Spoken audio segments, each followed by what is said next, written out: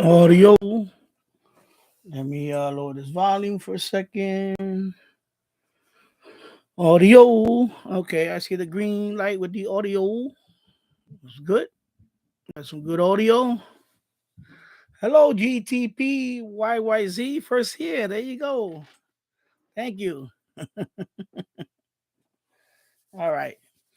And hello, everybody. My name is Danny. I am located in Yonkers, New York.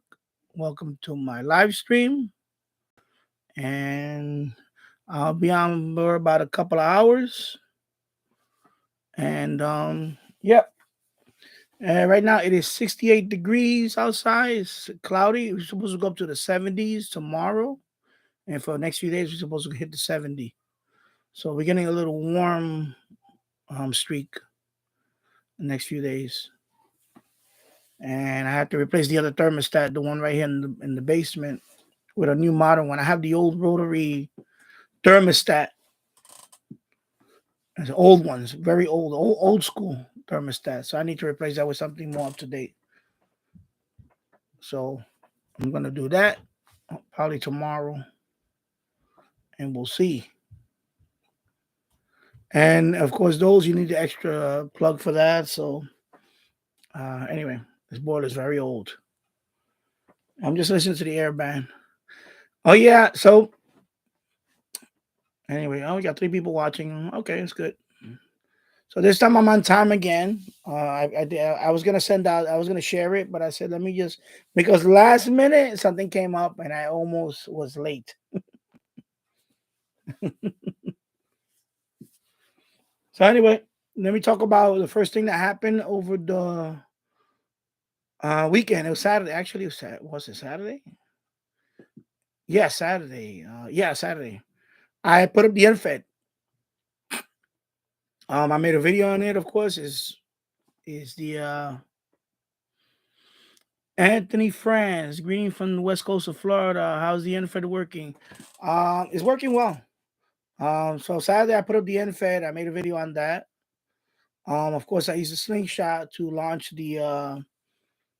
It's like a little fishing weight, 1 ounce, and I put it with test line.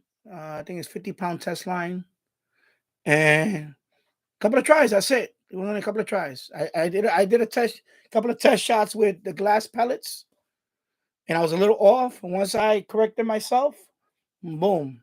The first time the first time I shot the fishing line, I missed the fork. It missed it, and it hit the branch, and it fell below to the other branch. But I didn't want that branch. It was only a few feet. I said, no, I can't have this. So then I tried it again. And on the second try, I got it. I got the fork right between the fork. Bam. And but the problem was that as I was pulling up the end fed, the paracord on the other side, the fishing line between the fishing line and the paracord, the fishing line snapped. So then the paracord was right there, like 10 feet, a little over 10 feet. I couldn't reach it. So I said, forget it. I just took it down and I did it again. That I didn't show in the video. And I got it, boom, right there, the same spot. And I got it. And then now it's outside, of course, it's okay. I have it hooked up with LMR 400, 50 feet of LMR 400. It sounds very, very good. If I compare it to the MLA, it's even. Right now it's even. No damage, Anthony. No. What's up, Bobby? How's it going? No, nothing. Because I shot away from the neighbor's band was like all the way over there, and so I had plenty of space. Because originally I wanted to aim it at another branch I was closer to, but I think it was better than this one because this was the strongest one. Because there's a lot of branches up there that are very long, but they look like they're very brittle. And I didn't want to put on one of those branches and risk of the branch falling down and the whole thing comes down. So I picked up, I thought there were more branches up there that I could pick from. But most of the branches that are up there, they look like they're weak. They're little frail little. Let me turn this off. This thing is I got my scanner going. And Oh, Bobby, just finished up my live scanner fee so you can have the fun. Thank you, Bobby. No, it's okay. You can have your stay. I saw that you was streaming earlier, but I was getting ready to take go pick up my son. I saw that you was on. Yeah. So the MFET is fine now. The only thing is I didn't think I was gonna max out on the paracord. Because all 50 feet is up there and it didn't make it down to the ground. I thought I was gonna get at least maybe less than 10 feet to the ground. Didn't get that. Our paracord is still like a few feet off the ground, and I had to clamp it into another paracord that was already there on the fence. That's gonna be temporary because I'm gonna get another maybe 25 feet of paracord and just connect it to that. But I'm gonna bring the paracord in the yard and anchor it somewhere else. But that way it can have slack. So when we do get a windstorm, when it's windy and the trees start shaking, the slack can compensate. And also on the other end, I'm probably gonna put a little slack on it too. So if I'm expecting a storm, what I'm gonna do is I'm gonna loosen it more, the end fed. I mean, it's already kind of loose. It's not what is it? It's a sloper, but it's kind of like it's not tight. It's kind of like, you can see the slack on it. But what I'm gonna do is I'm gonna try to do it like when there's a storm coming. I'm just gonna loosen it more so that way I don't take the chance at all and it getting pulled. Maybe some kind of pulley system. I seen people use a pulleys. Maybe I may do something like that, a pulley or something like that. But for right now, it's okay, but it's still not uh the way I would like it to be secure. I thought about the spring, but forget it. I'm not gonna get the spring. I'm just gonna get extra paracord and do both ends and give it more slack, and that should be enough. I mean, I know that because that tree does move quite a bit, but I think the way I have it now, it should compensate for it enough, and it'll be fine. And then I also grounded it because it has a ground on the end fed. I have a ground spike right there, actually. It's right nearby there. I had it there for years. It's a copper pipe. It's not a real grounding rod. It's just I think it's like a 4 foot section of copper pipe that I hammered it into the ground. And then on top, I put what they use for the grounding rod is like a little clamp. And there's an area where it has a hole. You put the screw in and you tighten it, so it's grounded. So the reception on it is, like I said, is um the loop. Of course, the MLA loop is pretty good already. Is even with it right now. On medium wave, it's a little too. It overloads a little too much on medium wave. But I didn't want it for medium wave. I put the MFET because I want to transmit on it. So it's fine. It's fine for what I'm gonna do with it. The noise level is the problem because it's not the MFET. Is I think it's my neighbor because I noticed that with my loop and my portable radio because I didn't hear for a few days I didn't hear no medium wave or nothing. I said I wasn't listening. And the other day I blamed it on the transmitter. It was not the transmitter. I have a neighbor. I don't know if it's not Christmas lights, it's Halloween lights that he put up. It's a whole bunch of them right behind my house. There's a house right behind my house, but it's further out a little bit. And I noticed I think that's what's causing the noise. I'm getting some noise. I like on the medium wave band, on the lower part of the shortwave band, up to about, I want to say 10 megahertz. There is some noise, but on shortwave, it's not that bad. Medium wave, it's really bad on medium wave. But it's not the infant. It's it's in general. So because that's what I thought. I thought, oh my god, the infant is really no, it's not the infant. It's the either this neighbor with his LED lights, which that's gonna happen because right now Christmas is gonna be around right on the corner, and he likes to put Christmas lights too. And I think that happened to me a few years ago. A couple of years ago, I couldn't do. I had trouble medium wave DXing because I had this neighbor with the lights. And then, of course, now over here I got new tenants. not me, but they have new tenants in that house over here, and I don't know if I don't know what they're doing in that house, but it could be something that they're running too. Because ever since they moved in, I've been getting that noise too. And I checked all over the house. I unplugged a lot of things I would leave them plugged in. I even went upstairs to the second floor. Um, so there is some noise, but it's not the NFET. The NFET is fine. The NFET actually, I took it all the way up to 400 megahertz, and I was picking up the police band on 480 something megahertz. The NFET picked up. FM, it works. Even on FM, it's fine. I guess because it's so high up. The top of the NFET is so high up, like over 45 feet high. Outside the shortwave band, I could pick up other stuff. So it blew me away. FM reception. I picked it up, RDS, everything came in, boom, boom. All the FM stations. I said, with the NFET, I was like, wow, because that NFET is only rated up to 30 megahertz? Oh, I think it was 54 no, 30 I think it was 54 megahertz is rated up to.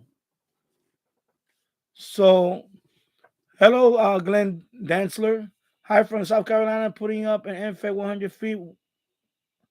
Will take 9 days as I'm disabled. Okay. Well, good luck. And if you got, I hope you have some help with that. Yeah, if I was your neighbor, I would help out. So yeah. So the NFET, and it's all 82 feet of wire went all the way. It took up the whole yard. The whole yard, all the way to the other end of my yard. I have it right against them. It's a clamp. I secured it better now. I put a metal clamp around it. It's clipped to a big metal clip, and then the NFET. The eyelet on top of the NFET, and now it's secure. It's really secure. Oh, no help. Okay. Yeah. So the NFET now is good. Unfortunately, I have a noise source now. It came out of the blue. I think it's been the last couple of weeks, but I didn't really notice it until I started messing with the AM transmitter. Then I really, because before that, because I took a break for a few days, I wasn't listening to any radio, just VHF stuff, VHF, UHF stuff. I wasn't listening to any shortwave and things like that for a few days, like a couple of days. I just didn't notice it until when I did the AM transmitter. Then I said, why is this constant noise? So I let it go because I thought it was the welders. But then it was at night, all day, all night, the whole night. I kept hearing that, oh my God, it was annoying. And in the boiler room is better because in the boiler room with the portable ray, I could null it out. That's why even over here, I may have some trouble with some of that. When I go to the boiler room, that's like my last resort for listening to medium wave. If I want to even without the noise, I go to the boiler room. I don't know what is going on with the boiler. I guess it's more underground, and that side over here is more above ground. But in the boiler room, because this house kind of goes under a little bit, and well, actually, no. I think it's because I wonder why that happens. But anyway, the boiler room is more, should I say, friendlier, noise friendly. It's less noise in the boiler room, especially if on this corner of the boiler room that's why I've done my best medium wave DXing is there. Because over here, I'm doing this for the live stream, but ideally, I'd rather be over there in the boiler room. But I don't want to do live streams in the boiler room for medium wave. It's kind of cramped in there. But yeah, I'm over here more susceptible to the noise. I'm hoping it's not maybe the power line or something. I don't think it is, because it just happened the last week and a half. Really, this past week. My last live stream was Thursday, right? So I tested the AM transmitter on a Wednesday. So since last Wednesday, I noticed the noise. So almost a week ago. So I'm thinking is either this one with the Halloween lights. Of course, I don't know if he's going to take them down because he might reuse them for Christmas. or one of the people that moved into this house. They have some plasma TV. I don't know what the hell they have. It's all day, but it's all day, all evening too. But it dies down a little bit in the evening. But yeah, I think it's definitely the light. I don't know. And unfortunately, those are the things that you have no control over. But the NFET is working fine. I mean, in terms of signal, is stronger than the loop. But of course, the noise goes up too. The noise goes up. But it's working fine. It's working good. And like I said, I went all the way up to 482 megahertz or something, and I heard the police. It was all there. Boom, boom, boom. All the signals were right there. I'm like, wow, this is like a like a disco. I guess because like I tell people, I know people say, well, it's not tuned for that. Yeah, but if you put a hunk of metal high enough, you're gonna pick up a lot of things, even if it's not tuned for that. So I guess because the wire is all the way up there, 45 feet up, way above my roof, I'm picking up everything. I'm picking up FM. I'm picking up the air band. I put on the air band. I was hearing some aircraft. Then I went to the weather band. I picked it up with the NFET. All nice and clear. No, I have a recording on it. I'm gonna upload them. No static, nice and clear. Like I had a 82-inch whip, and it's not even full vertical. I could only imagine if I had it all vertical, the wire, because my wife and somebody mentioned that. I think, oh yeah, Thor. He posted a comment and he said, was it Thor? I think it was Thor. No, it wasn't Thor. It was somebody else. No, it wasn't Thor. It was somebody else. Anyway, somebody posted that I should have went on the roof and shot the slingshot from the roof and went higher. But the problem with that is I thought about that, but the problem with that was my wife even mentioned that. The problem with that is, first of all, I didn't have enough paracord. I only had 50 feet of paracord, and I used it up. The paracord didn't reach to the ground. And the paracord goes up like this, but then it bends like that because of the branch. So, and I used up all 50 feet of the paracord. I maxed it out. So I know that the end of that NFET is over 40 feet high. It's got to be at least 45 feet high, give or take. Yeah, and man, that thing is amazing. It blew me away compared to what I had it. Because what happened was originally when I had it on the roof here, going down the other way, the problem I had with that was the NFET was on the roof, the box itself. It was too high. Because normally the box is supposed to be at the other end, at the low end.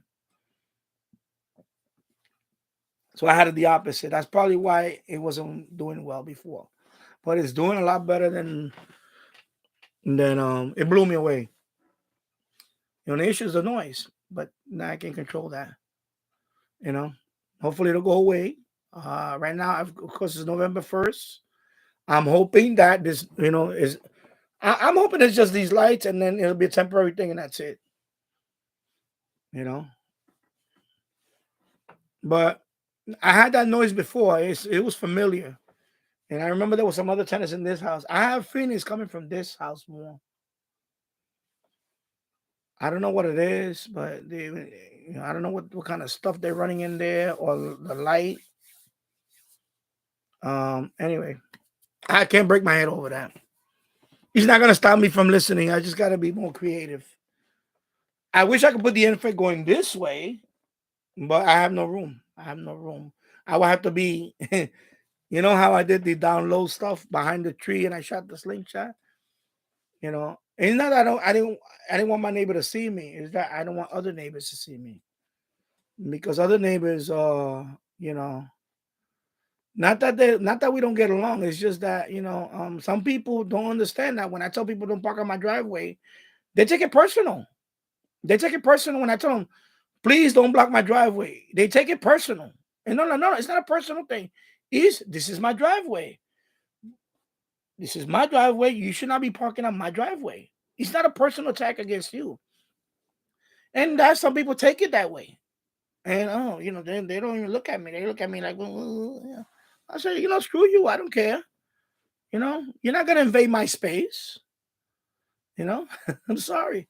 So you got those type of neighbors that they might see something like this and they say, "Oh, I got an extra ground with their guy, so let me call the city on him." That's why I wanted to keep it on the down low. Not because of this guy, the one that parks the van. I'm not worried about him because I look the other way with him. He looks the other way with me. We cool. Is those other people that they might have an extra ground with me, and then Anthony France, what is the connector on the end? PO50? Yeah, it's a PO59. Do you have an adapter attached to your scanner? No, it's not connected to my scanner. This is the Discone. I have a Discone antenna for this. For the end fed, I want to use that with my SDR. And I do have an adapter. It's right here. Let me pick it up. Right here. Because my I don't know if it can show it. You can see it. I don't know if you can see it. That's the wire from my end fed.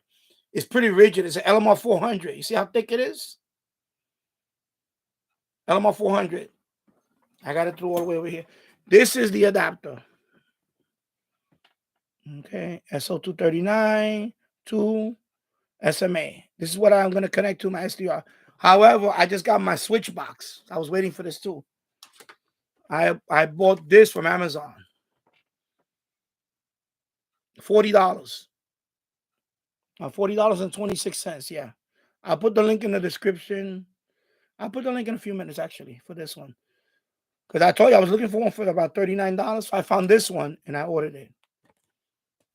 So, and I'm using it for receive only. I'm not using it to transmit. I have the SDRPlay RSPdx. That's the one I normally use all the time. But I also have I have a few of them actually. I have this one, the HF Plus SPI one. I have this one too. I have the SDR.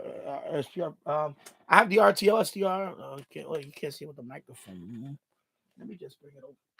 I have this one too. I have this. I don't use this one often. I have this one. I have the SPI, and I have the one I use all the time is the RSPdx. That's my everyday one. Right there. And so this one I'm gonna hook up with the NFED. Oh, okay, use that H. It's pretty good. I like it.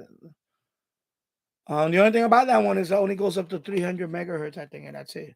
It doesn't have UHF. So, but it's good. I mean, it's good. It's nice and it's very portable, small. I like it. So I'm gonna hook this up, but I gotta take it. It got mounting screws. I don't know if I want to mount it over here, and then I'll hook up the because also I need to buy pigtails. I need to buy one for each. So I'm gonna share. Well, I could do. I have two options with this one. I was thinking about putting 3 antennas and share it with when I want to use this radio, but I don't know if I want to do. I'm gonna go the opposite because this one is backwards like the other one. Because this one says 3 antennas, but I want to do 3 radios and use it backwards. 1 end for 3 radios. Because I want use one for my old radios. Because I want to use my end with these too. So one is gonna go to one is gonna go to my SDR. One is gonna go to probably, whenever I want to use, I want to leave one open for when I want to use one of these radios. And then the other one, I'm gonna probably connect it to these tabletop. I don't know yet. Let me see. Or I may go the other way and hook up the loop, 2 loops like the MFJ and the MLA and the NFED. But I don't need to do that because my SDR has 3 inputs, 3 antenna inputs. So I don't really need this for the SDR. I could just connect all 3 directly in the SDR. But so I'm gonna see if I probably. So I'm gonna say I'm not gonna use this. I'm probably not gonna use it with the SDR. I'm probably gonna use this more for the tabletops. This one. And again, I don't plan to transmit on this. It doesn't even say how many. What? I think it's just a. Oh yeah, it is. Oh yeah, transceiver. Okay, so you could transmit on this, but I don't plan to. So I'm gonna put the link. Let me put the link now, and then I'll put it in the description if anybody you're looking at.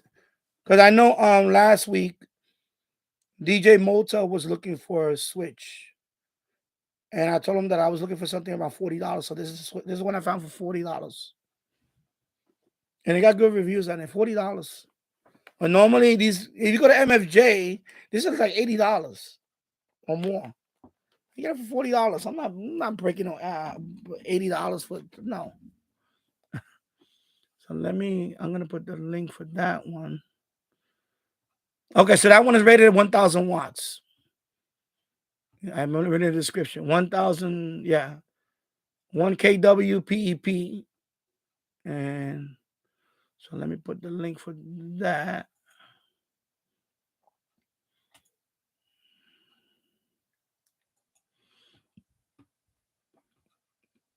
So I'm pleased with the MFET. I'm very happy with it. And I'm gonna make another video when I go from the front of my house to where the paracords come. You can't see it. You can't see it. The only way you can see the antenna is if you really look through. You can see that blue wire coming down. That's about. But you have to be literally right next to my house to see the blue wire. So it's pretty stealthy. It would have been more stealthy if the wire was black. If the wire would have been black, it would have been more stealthy. You know, because no one has a clue that it's still up. Nobody even I know, because when I did it, even though I did it in the middle of the day, but I didn't want to. I don't want to let people know that it's there because, like I said, you got people.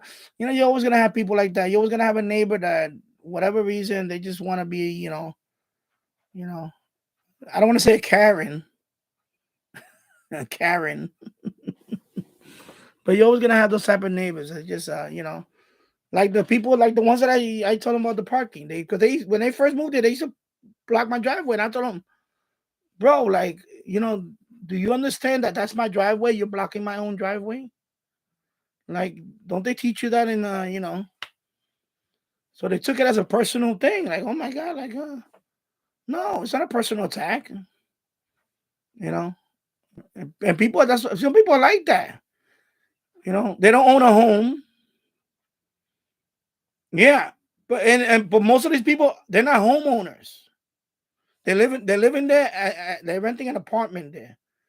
But they don't understand that you're a homeowner is a whole different thing. That's my driveway. That's part of this house. When we bought this house, that is the deal. That is the 2-car garage. The driveway is part of the garage. I have to get through my garage through my driveway. And when you block my driveway, you're preventing me from, common sense. And they take it as a personal attack. And no matter how nice you tell them, they still take it personal. It's really, really bad. And some people are really like crazy with that.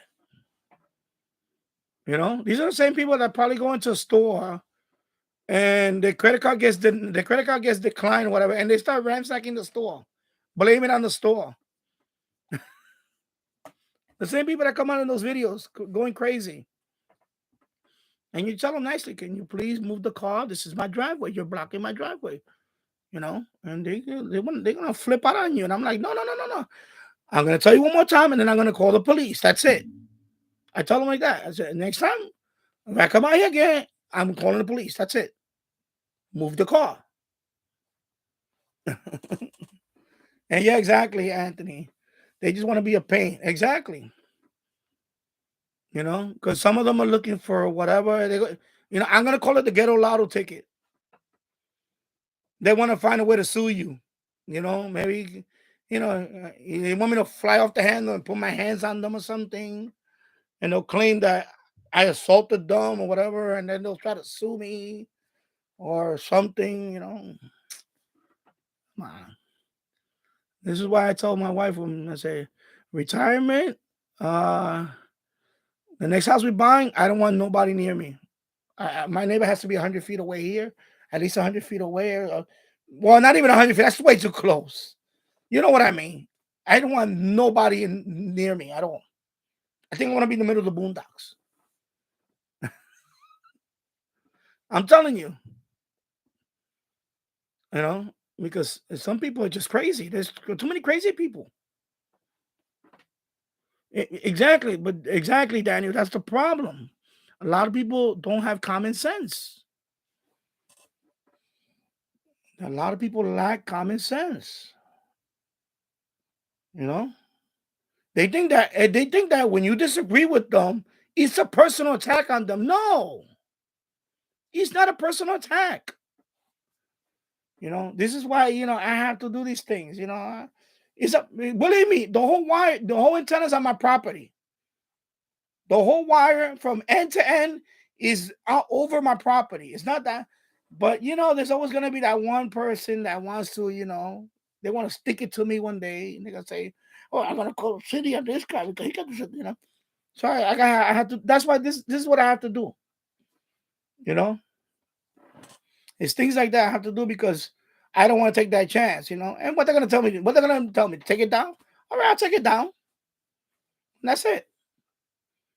And then I'll remind them that I've been calling the city for years to prune some of these limbs because some of them are way over my property and they're heavy and they flex a lot. And one day, one of them is going to snap and it's going to come down on my yard and it's going to do some serious damage. And of course, we have insurance, we have homeowners insurance and all that. But I'll take it a step further. I already have Mr. Romano. That's my lawyer. He specializes in these things. I'm going to say, Mr. Romano, we're going to take him to court. Especially if I get, God forbid. One time there was a branch, no lie. It fell right on my yard. And where my son used to play at a lot. All the way on that end. You know where I made the video on that end? A trunk fell there. I'm going to call it a trunk because it was like this thick of a branch. This thick. Probably about, I don't know, 5 feet long, 6 feet long. When I found it the next day, I saw it. I picked it up. That thing weighs like 70 pounds. I mean, excuse me, like 50 pounds. It was heavy. And that thing would have landed on an adult. It would have landed on me. It would have killed me. Okay? And it fell from about 40 feet high. Boom.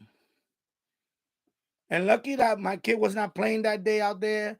I wasn't out there making a video. Imagine me making a video and a boom. It would have killed me. It would have killed you. Okay? It would have killed you. So I called about that. I called a bunch of, this is deaf ears. Okay. So now I tell my son not to play on that side. I have to literally tell him, don't play on this side of the yard. Stay on this side because I don't, No, they waited. That's what happened the other time. They waited till the tree fell on the street. The other tree. We had a bunch of trees. We're down to 2 trees on this side, but we had about 5 trees. 3 of them fell on that side. One by one over the years, they fell. And I'm the only one that calls. I told, listen, you need to prune this. We had a dead tree in the front. They finally cut that one last year. Because it's me. I called. I told, listen, you need this. We have a dead tree here. All the branches get coming down. Boom, boom, boom. All of it left is the main thing. Well, I'm not a botanist. I don't know what I guess it's the stem, just the tree itself. All the branches fell off. The tree is dead. You could tell it's dead. It's like dark, like black grayish. It's dead. The tree is dead. And I kept calling. I said, listen, you need to cut down this tree. Finally, they cut it down last year. They finally cut it. Because I told them. Because I used to work with 311 and I used to take those complaints too. And I told them this industry is dangerous. What part of the dangerous word you don't understand? Is dangerous to humans. Okay, if this one branch falls on a person at that height, it's gonna kill them. It's gonna kill them. It's not a knock on the head. It's gonna kill the person. So finally they cut it. And there's a big old stump right next to my house. But yeah, so hopefully, like I said, I'm gonna give it. Hopefully it'll hold up for 3 years. And you know, I was listening to it yesterday. I had they had the what is it? The CQ, the QSO, whatever. The all those contests. That thing was picking up everything. My whole SDR was lit up with the contests. Every band, every ham frequency was lit up with the NFET. I was like, man, this NFET is good. And then I would compare with the MLA. The MLA was good too. But the NFET, the gain was a lot higher. A lot higher. It was bam. Bam. I was like, oh my God. So yeah. Elmer time, AD7LN. Jeff checking in from Hayden Island. Welcome to the chat. James Farley. Hello, James Farley. Welcome to the chat. Yeah, so the NFET is doing well. And I'll make an updated video soon. On that side, also, I had there was some branches that was the power cord was coming down and actually redirected it. So that branch, I broke it off. I was gonna use a chainsaw. I had a pole chainsaw, but I didn't need to. The minute I grabbed the branch, I just broke it. That's how old it was. The branch, I literally broke it with my hand, bam, and it snapped off the whole branch. So now I got more slack on the power cord, but I want a little more slack, and then it'll be good. So I'll make videos on it. I have a few videos already, but I want to make more videos on the NFET. I guess for the next few videos, I'm just going to do receptions on the NFET. So you can see how it is. And then I'll do a comparison. But no, I'm not going to add the spring. I don't need to. I was gonna go get a spring, but I don't need to. I might do a pulley. Maybe a pulley, and because I want to bring the power cord inside. Because right now it's on the, even though it's on my fence, it's kind of like leaning toward that side a little bit. I want to bring it in. So I may do a pulley type thing. I saw somebody using pulleys. But I don't know. Let me see. Because I also have something. It's not bungee. It's like a bungee, but it's thick. It's a real thick rubber. It's about this one. I have them in the. I found a bunch of them. I forgot I had those too. They're like rubber, black rubber, real thick rubber, and it has a hook on each end. It's like a bungee, like the ones you use for I guess for the suitcase, whatever. The ones they use for like you know I'm talking about the bungee with the hooks. But I don't want to use those because the ones I have are cheap. I had a pack of those, the cheap ones. I have to use a heavy duty one. So I was thinking about either a heavy duty type bungee, a long one, or which I think it would make better sense than a spring. Although a spring would be nice, but I think the thing is, a spring I think is overkill. I don't think I need it because I'm looking at it now. I don't think I need it. I just need a little more power cord and bring it in the house, and maybe Daniel Veli. Yeah, I would like to see a comparison between the NFET and MLA 30. I currently use the MLA 30, but I've been thinking about putting NFET. Yeah. And I did comparison a long time ago when I had the NFET the other way. I did the comparison. But I think that's on the NFET. Like I said, I had the box up on the roof, which I think that was the wrong way to put the NFET. Especially it was going over the roof and there was metal around the roof. It still did pretty good, but I notice now it's better because the whole line, there's nothing basically touching it. And I noticed the difference. Because I went up to FM band sounded good. It went all the way up to UHF. Even though it's not designed for it, The NFET went all the way up to the UHF band, up to 480 something megahertz, where I heard the police with the NFET. And the signal was like just as good as the disco. Almost as so. If anything, I might do a three-way comparison. I might do the MLA, the NFET, and the disco just for laughs, because I think the NFET is gonna kick. I think the NFET is gonna kick only a medium wave. A medium wave. I think the MLA is gonna be better. I can tell you that right now. I don't even have to tell you that. It's just because the NFET is. I had to lower the gain. It was too strong. You know, on the SDR, I had to lower the. Oh, okay. Yeah, that's a good idea. I like that with the milk container for the weight. Oh, yeah, that's a good idea, James. Thank you. I saw somebody do something like that, like a counterweight. Oh, yeah, I like that pulley with the milk container full of water. Oh, yeah, I like that. Oh, okay. I have two pulleys with 6 feet add counterweight on each end. So yeah, see, you guys are smart, man. You guys are smart. Because I saw some. That's why I gave up the pulley idea. I was like, I mean, the spring. I said because I remember seeing somebody using pulleys, and then are you bringing up the counterweight? Yeah, they did that with the counterweight. They did that, and I like the milk. Yeah. Oh, okay. I'm gonna look into that because I really want it on one end. On this end, I want the pulley. But on that end, where the I don't have much of a space there, but I don't need to.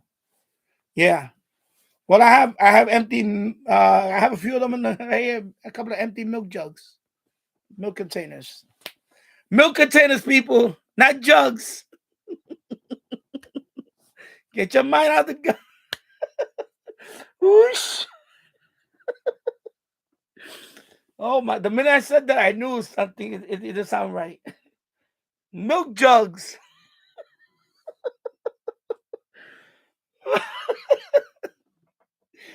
Oh. Oh my God! I just drilled this stream into the ground. Zhoosh. All right, milk containers, plastic containers of milk, people. I don't know why I said that. All of a sudden, get the mind off the, you know, jugs. Well, they are jugs, right? Anyway, I have a few of them. I have the orange juice one. I have so I have a few ones I could use. That's a good idea, man. I'm gonna look into that. So I just got to get the pulley. So Amazon, they sell the pulleys for the ham radio. So they sell the pulleys. They're like $3 a piece or something. It depends on what type of. Oh yeah. Actually, I gotta get a good pulley. I don't want to get no cheap plastic pulley. Yeah. So I'm gonna look into that. You guys are using because it's for the paracord. I'm not using the wire with the pulley. Obviously not. It's a paracord, so I can use any pulley. It could be a metal pulley. But I see some plastic ones, but I don't want to get plastic. I saw it on I saw some. They look like they're plastic. I don't think I want to go with plastic. So yeah, definitely. Now see that's good. I like the pulley and then the counterweight. I just want a little more slack. So when we get when we have windy, when it's windy, that tree tends to move quite a bit. And also, like I said, I may let me see, I may do it on the other end too. I think of it because that way I don't have to let the pulley system know. And how long? Either one, you guys answer me. How long because you guys already had the NFET. How long has your NFET lasted up there? Because I'm worried about another thing, but I don't think it's gonna happen with the squirrels. I think the squirrels might affect the paracord more than the wire itself. Because the wire already swings crazy. They're not gonna get on that wire because that wire is already slacked. So they're not gonna climb up that wire. Unless they're like the Walenda family. They're gonna be having a squirrel with a long pole balancing himself going up there. I don't think it's gonna happen. On the power cord, because going straight up and it's more tighter, I can see the squirrels messing with that. And that's what I'm worried about. But the wire itself, I don't think the squirrels are gonna mess with that. Because they're gonna step on it and they're gonna be like, whoa, this thing is not tight. They're not gonna come down on that thing. It's too wobbly. It's not that. The squirrel gotta be like a Walenda family. Tightrope guy with the pole.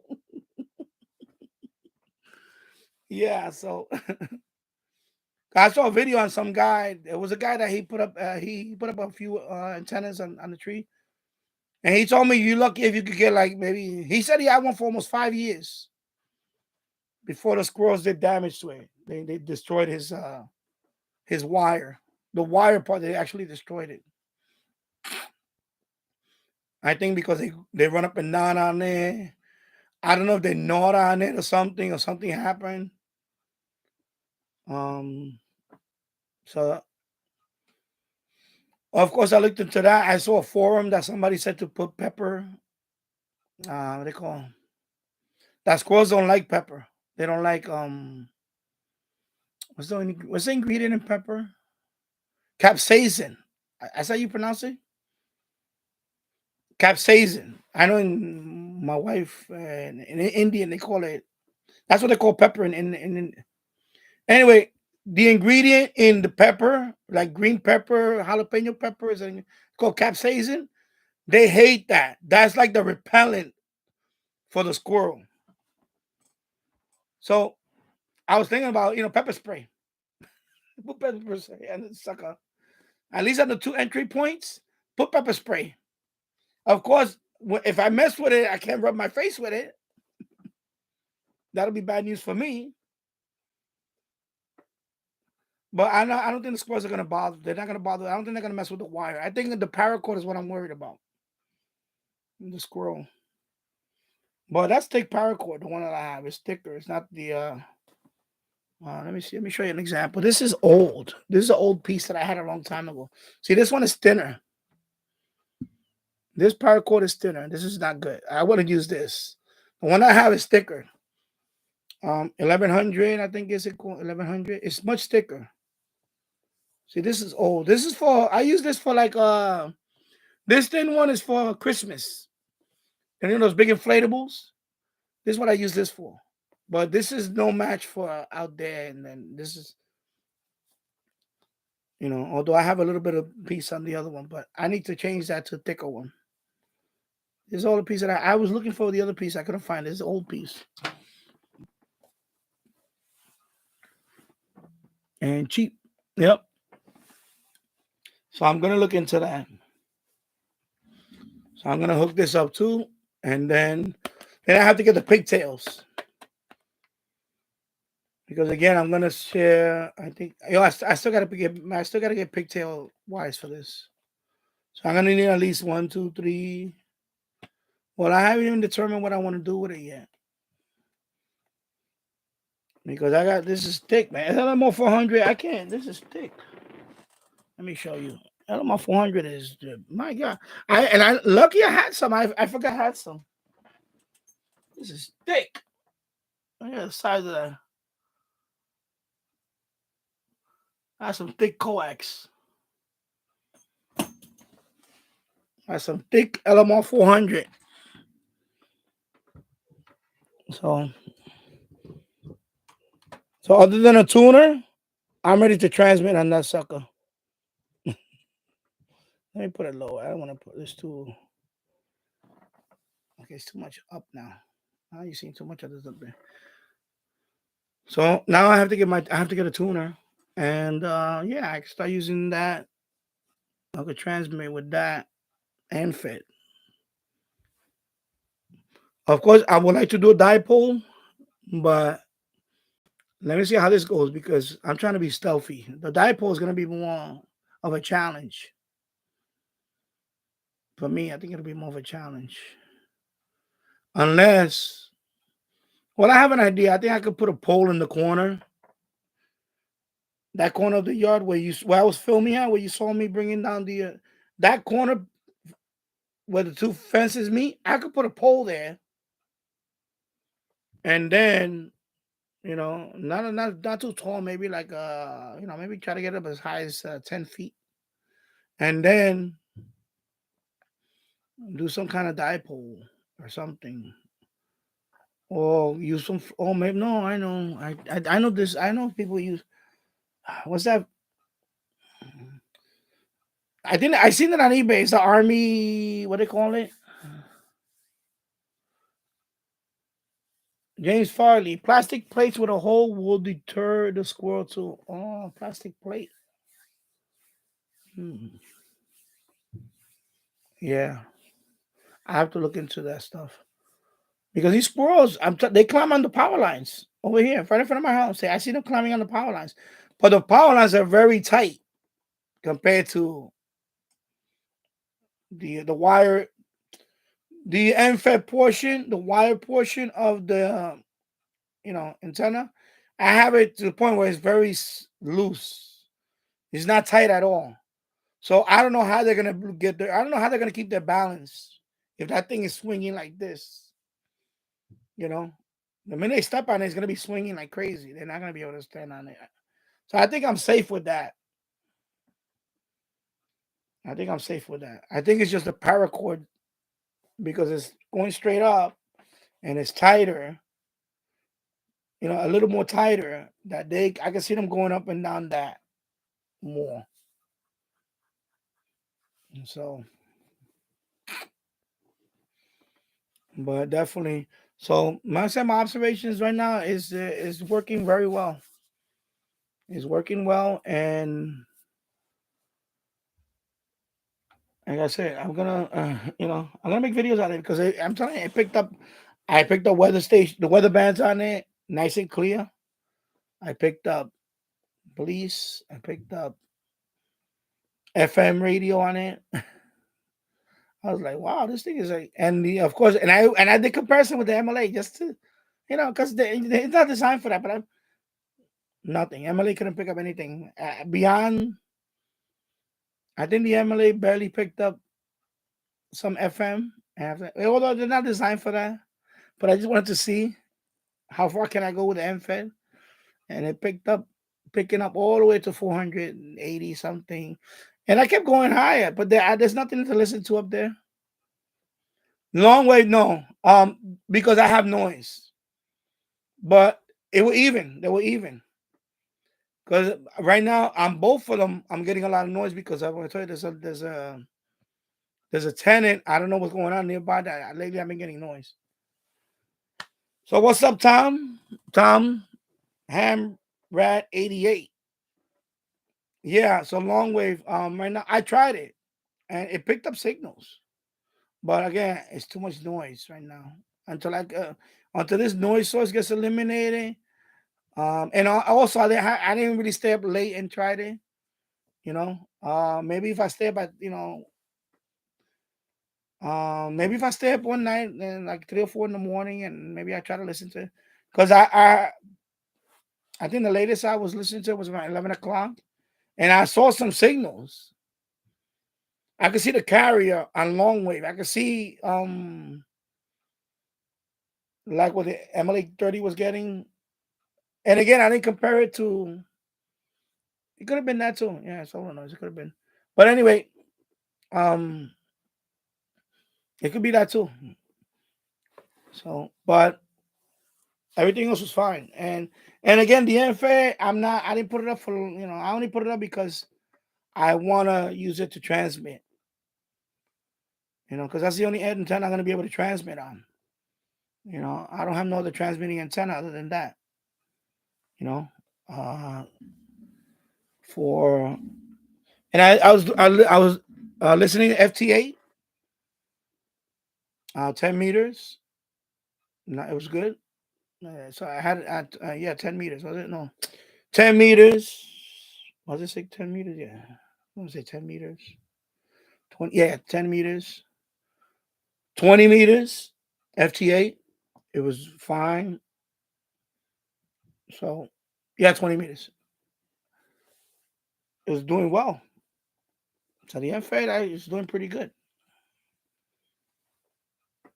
So the next thing for me is I need to get a tuner for my Yaesu. I need to get a tuner for that, and then I can start transmitting. But also, again, eventually when I get my general, I'm gonna get a new rig for the HF. Well, even I could do it with this one, but and we'll see. Because Jules has a NFET also, and he uses that for his ham radio stuff, and he said he loves it. So I'm thinking the same way. I'm thinking it's gonna be about the same kind of results with the NFET, but receiving wise, it's pretty good, pretty good. It just takes up the whole yard. It took up the whole yard. Of course, I could have cut it and made it shorter, but I wanted to leave it the way it was. So, and we'll see how long it lasts. Like I said, my expectation is maybe 2 years, 3 years. But you never know because, like I said, I won't know until I get a real good storm, and I'll see that thing shaking and the trees when they shake. Because it's the trees. It's just the trees. Up to the tree. If it shakes to a point where it put too much tension on it, and yeah, but we'll see. And like I said, the reason I did, I wanted to compare it to the way I had it before. Because the way I had it before was I had a pole on the chimney and I ran it all the way down to that corner, to the same corner. I had the MFET that way, and I could have done that. And it would have been fine, and I wouldn't have to worry about anything. But I wanted to try this because I wanted to go higher. No, I didn't. I didn't do the springs. I'm not gonna do the springs now. I got a couple of ideas there. I might do the pulley with the like James mentioned and Glenn. They mentioned about using the pulley. So I may use the pulley on that end with some kind of counterweight. All right, Bobby, cookies and pizza and going. So I'm going to be back and forth. Okay. Yeah, pizza. Man, making me hungry now.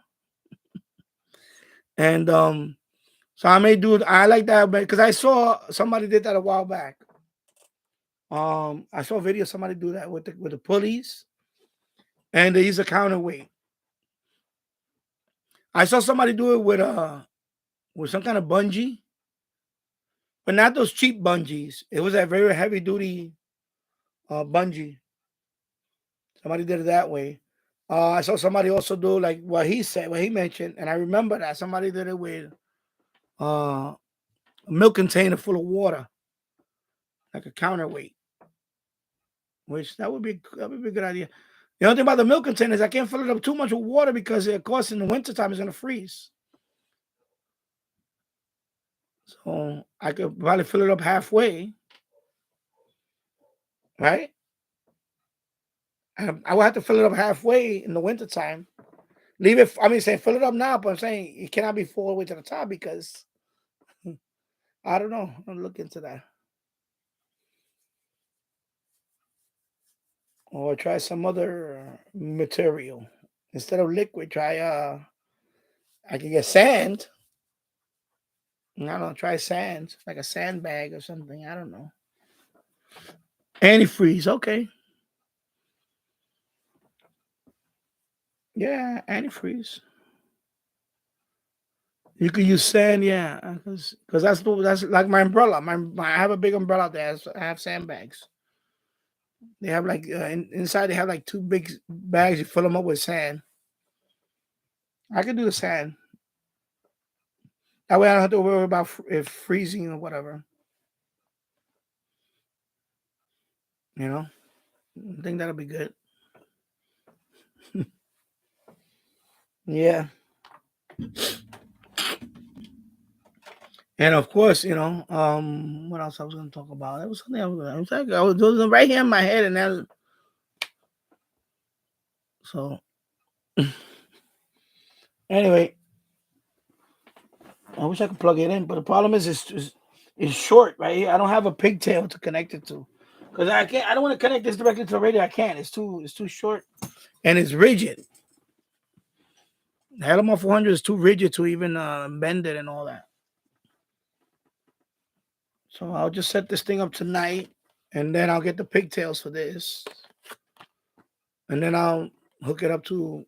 I have one to my SDR, one to my tabletop, and then I'll start making some video. I have a couple of videos already, but I want to make some more. Brian Jackson. Oh yeah, you're talking to Daniel. Okay. Hello, Daniel. No, you're calling me Daniel. Okay, I see. I'm reading it all wrong. From Mount Vernon, once again, I'd like to know what that loop into AN 200, the one you have on the bench, or any. Okay. Okay. Yeah. Well, this is not. I made this one. This is this one I just made it. This is what is it? A 5-gallon bucket. I cut the top of it and I put the speaker wire around there, and I made my own AM loop. But no, they work fine. The AN 200, they work fine. Yeah, I use them for my portables. I use them for my portable radios. They work fine. Like when, especially like when in the boiler room, or but like if I'm outside, if I go somewhere, I better take this one. This is the one I use. I use this one. If I'm going like like to a park or something, yeah, I could take one of those loops. Well, not this one. This one is ridiculously big. I could take the AN 200 works fine. For portables, yeah. Yeah, those are good for portable too. You can just put it's just a little bigger. But I use this one too, you know. And of course, I have it on with the stand. See, like this one, I can put on top of a radio like this. It'll work fine, and I just tune it. But if I have it on the stand, like this radio works fine with it too. If I put it like that and I have it on a stand, with the loop though, it's gonna be here. You're gonna have to put it next to it, and. But I like the AN 200. There's nothing wrong with it. It's a good loop. It's a good loop for AM. But I don't know if he was the one that asked me that question. Is the AN 200 better than MLA? No, because the MLA 30, you don't need to tune it. You just if your radio has an external antenna jack, you just hook up the MLA 30 to it, and that's it. Of course, you're gonna need power for the MLA 30. You're gonna need USB power, whether using one of these wall warts. But if you're outside, then you're gonna have to need some. You're gonna need some like a portable. Let me show you. Let me get one right here. If you're gonna go outside, if you want to be outside with the MLA 30 and you need power, I will get one of these portable power. Charge these up. They hold a good charge. And for an hour, about an hour or two, you outside with the MLA 30, you can use one of these. Fully charger, and you just your portable power. Well, the AN 200 is good for, but it's again that's only for medium wave. So if you're interested in a medium wave, then that's fine. You don't need MLA 30. So because I don't know if it was you that asked me that question. Somebody asked me that question the other day about which one is better. It's not that it's better. It's just that AN 200 is just for medium wave. That's it. And it's a passive loop. You don't need no power. You put it next to it. You don't even need to connect it to it. You just put it right next to it. And because of the inductance, let me, you know what? Let me bring it. Let me show you.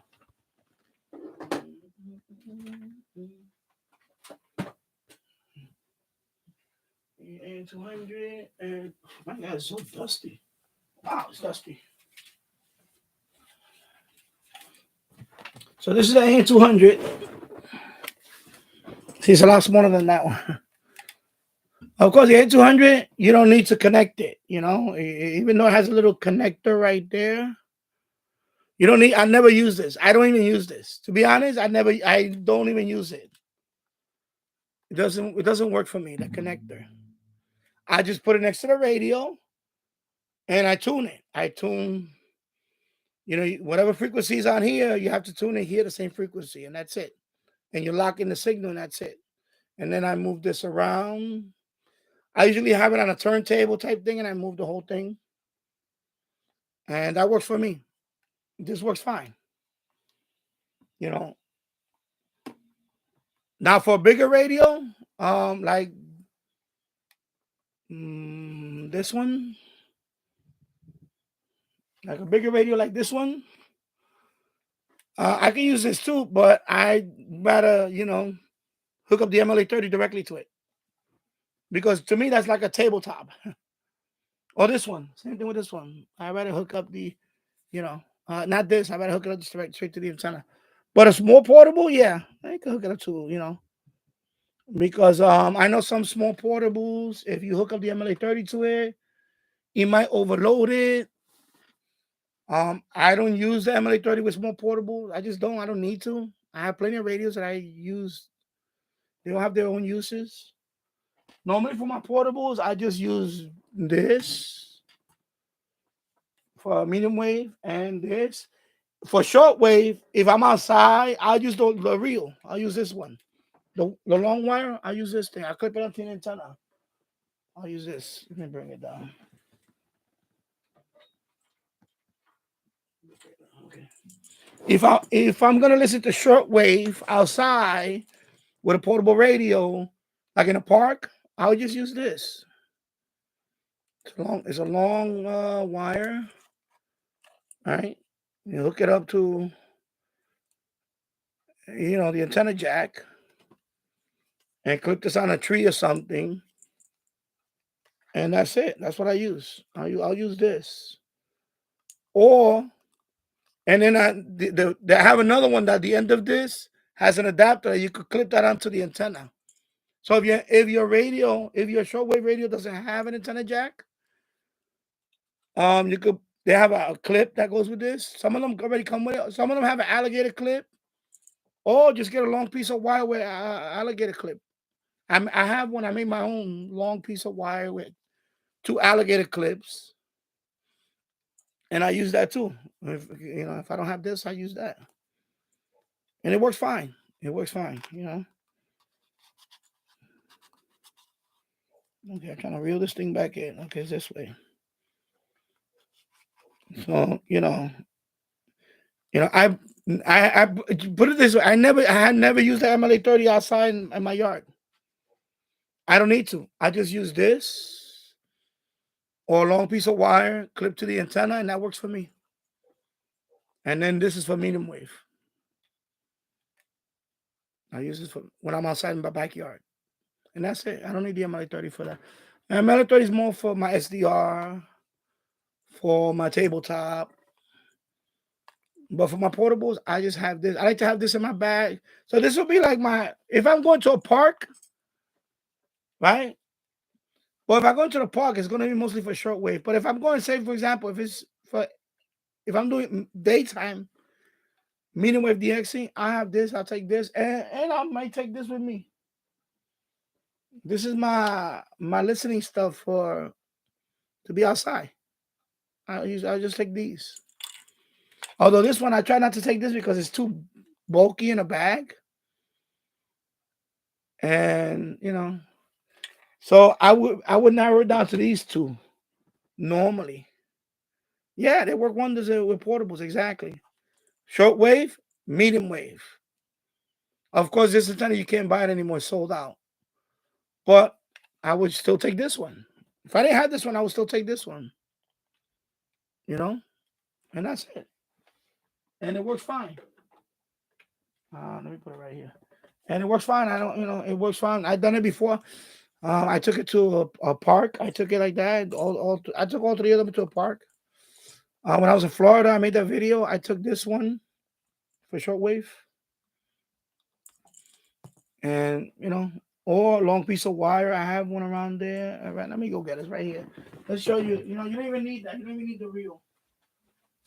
I have this alligator clip. I know you guys seen this one on old videos. You've seen this one. I still have this one. It's an old piece of wire, a long piece of. This is about 20 feet. So I just put an alligator clip on each end, and I'll use this too. I'll use this for shortwave. I'll clip one end, or I'll do a loop. Like if it's on a branch, I'll do a loop like this on the branch, and then I'll bring this one all the way down to my antenna. I don't. Another thing I don't do is I don't extend the antenna all the way out. I only extend it at the minimum and use this. Just clip it. Works fine for shortwave. It's about 20 feet, 25 feet, and that's it. It works. It works good. Elmer time, busy doing housework today, but I'm listening. Okay. Well, thank you. Thank you for being here listening. So, you don't need nothing. You don't need the expensive stuff to enjoy the hobby. This one came included with, I forgot which radio. And I have another reel like this somewhere, These are cheap. These are very cheap if you want to get this. This one has the connector, but this one, you can just make this, and it worked fine. And then the medium wave, you have the loop. Right? Medium wave, you have the loop. But in my case, I like to take this too. This one. And of course, I have a little stand, a little acrylic stand that I have, but you can make your own. I've seen people make them out of wood and all that. Or, of course, 3D printed, which I would like to get a 3D printer eventually. I might get it because I need a 3D printer anyway. I want to do a whole bunch of little things with it. I would like to make my own little stand for it. And depending on the radio, like, for example, the PL 360, that's the long one. I want to make a stand for that. That's a nice little stand. I've seen people, make a stand for that only. That radio in particular. That would be nice to make a 3D printed stand. And of course, I have a little turntable that I use when I want it for medium wave. Instead of moving the radio, I just move the turntable and, what they call Lazy Susan. It's the ones they use for the little, you can put the cake. And yeah, so I have that. I use that. And it's fun. It's fun. I enjoy the taking that stuff to a park. Although sometimes I'll get a look like, what is this guy doing? But I had no one come up to me and ask me, because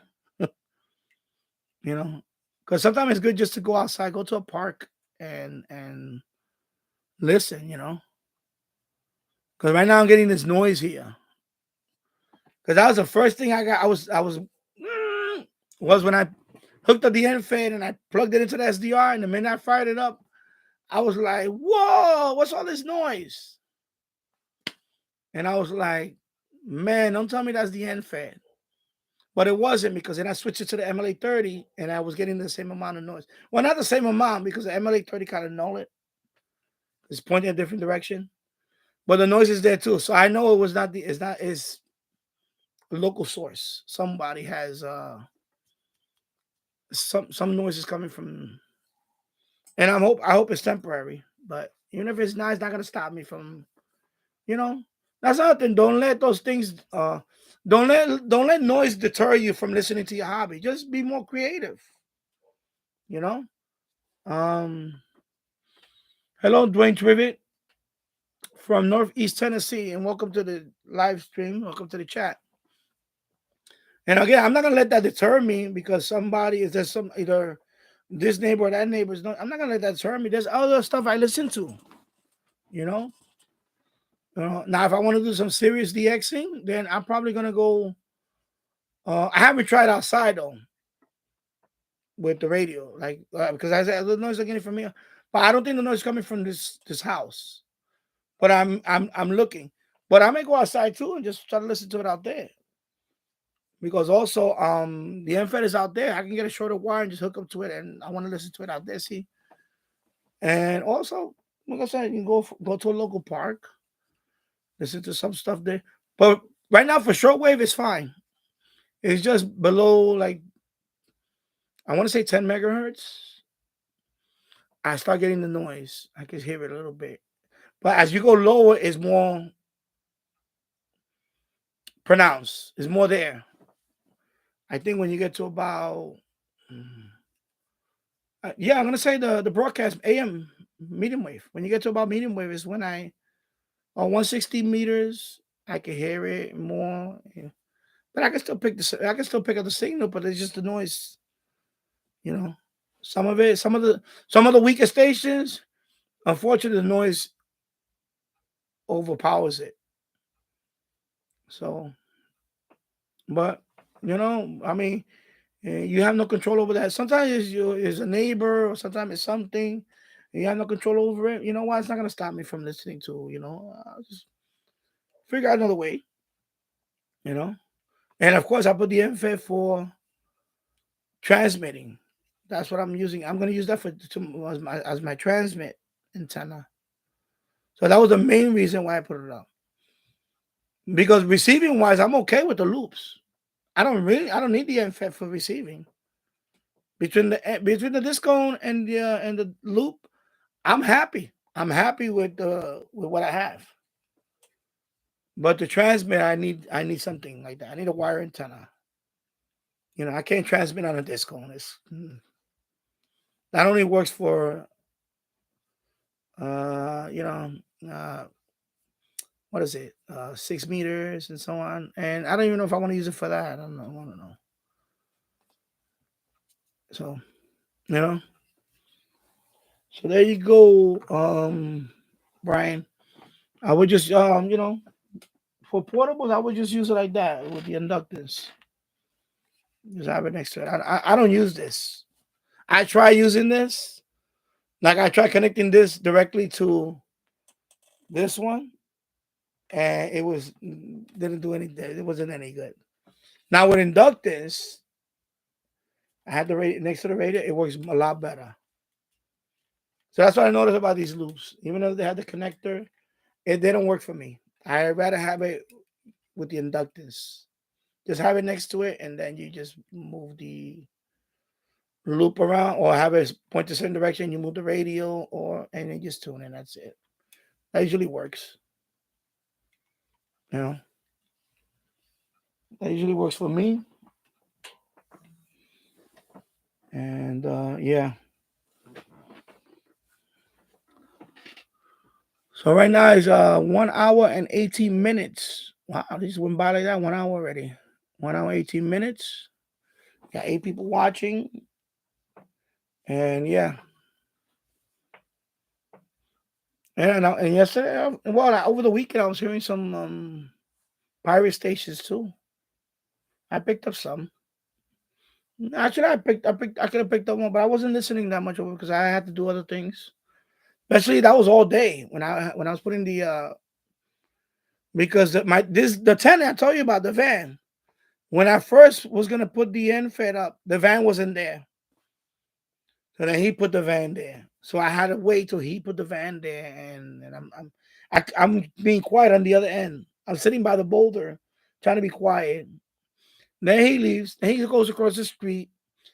Then he's there with his wife talking right there. They're right across the street. So I'm like, okay, are these people gonna leave so I can go ahead? So I had to wait about an hour. Finally, they went out. I guess they went shopping or whatever. I don't know. That's when I said it because when I shot the slingshot, you could hear it go bah when it hits the tree, you can hear it. So I didn't want him to hear that and then run over here and say, "What the hell's going on?" Especially when that glass bead came down and landed on the rocks because there's rocks over there too. Because I don't know, it didn't pick up that much on the video, but when I was doing it, you could hear it. You could hear it pop.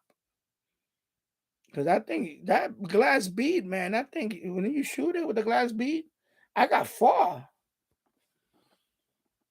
I could have, man, I'm talking about easily a couple of 100 feet. I just went, pull it, bam, and I can see that thing traveling. Shoo.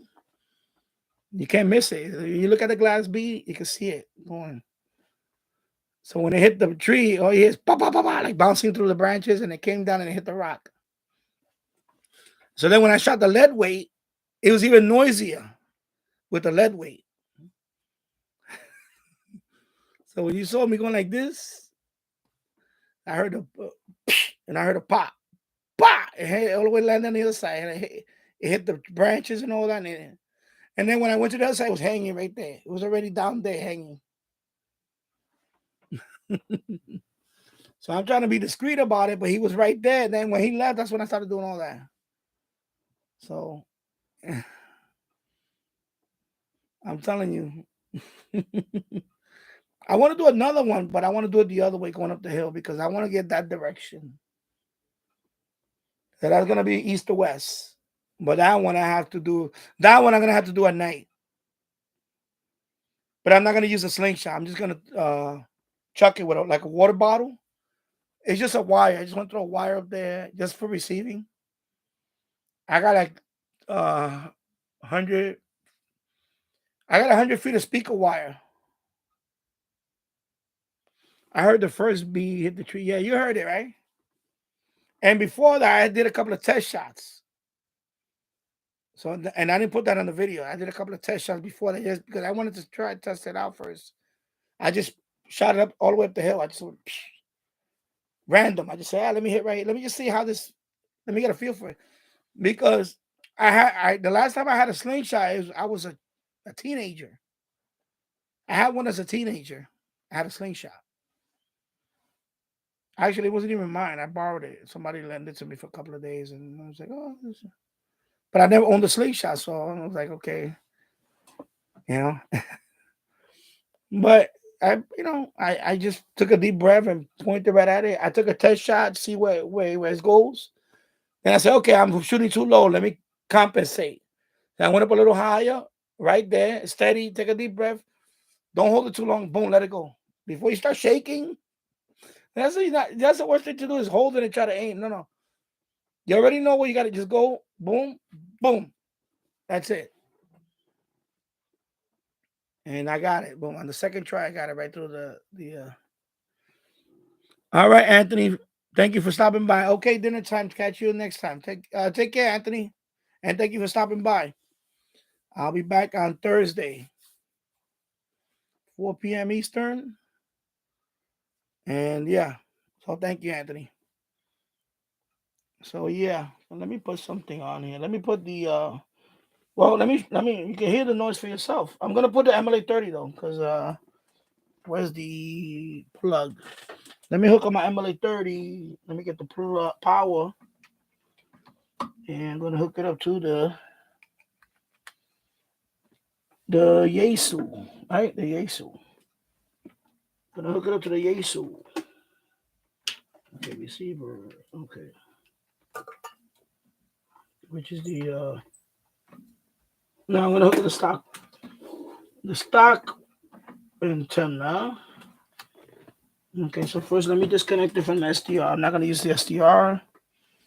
I'm gonna see how the noise is right now. Okay, so let me hook. Okay, so I need to disconnect it from here. Okay. So let me just give me a minute here. Let me do this. I'm gonna hook it up to the Yaesu.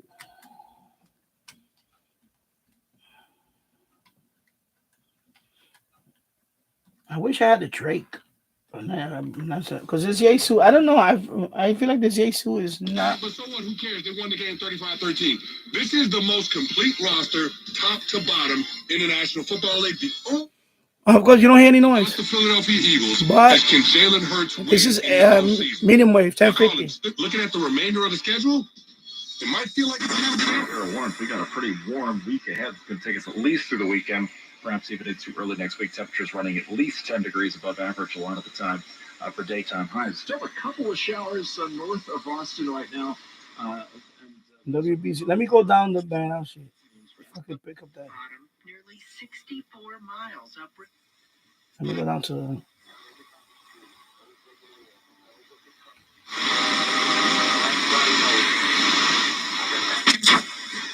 This is not fair. Page. I don't hear the noise now. Wow. 728888. Or you can give online. And well, that's 570. Usually down there, you get noise no matter what. Okay. No, it's not. You go to 540. Oh, wow. Oh, copyright. Forgot about the copyright. All right. So let me go up to Bloomberg. Usually Bloomberg. Around that area too, I get the noise. Usually about halfway through the medium wave band. Okay, hold up. Oh, I keep forgetting that this one has the band spread thingy. Oh my god, I forgot. This issue has that band spread thingy. I have to tune. Oh god. Okay. Bundle home and car insurance with Geico. It's easy and they could save even more. You can hear a little bit. Steve and Janice found a renovated Victorian. It's only you can barely hear it, but you hear the. You're gonna bounce. Bundling without compromise at Geico.com. You can hear it. Dear Calvary Hospital, there is no better caregiver on earth. But it's not that bad. It's not as bad as before. I wonder if it's the lights right here. I don't know. After raising the 6 of us, let Mom me went go back up to the. college and earned her. There you go, here. You hear that? Ooh. There you go.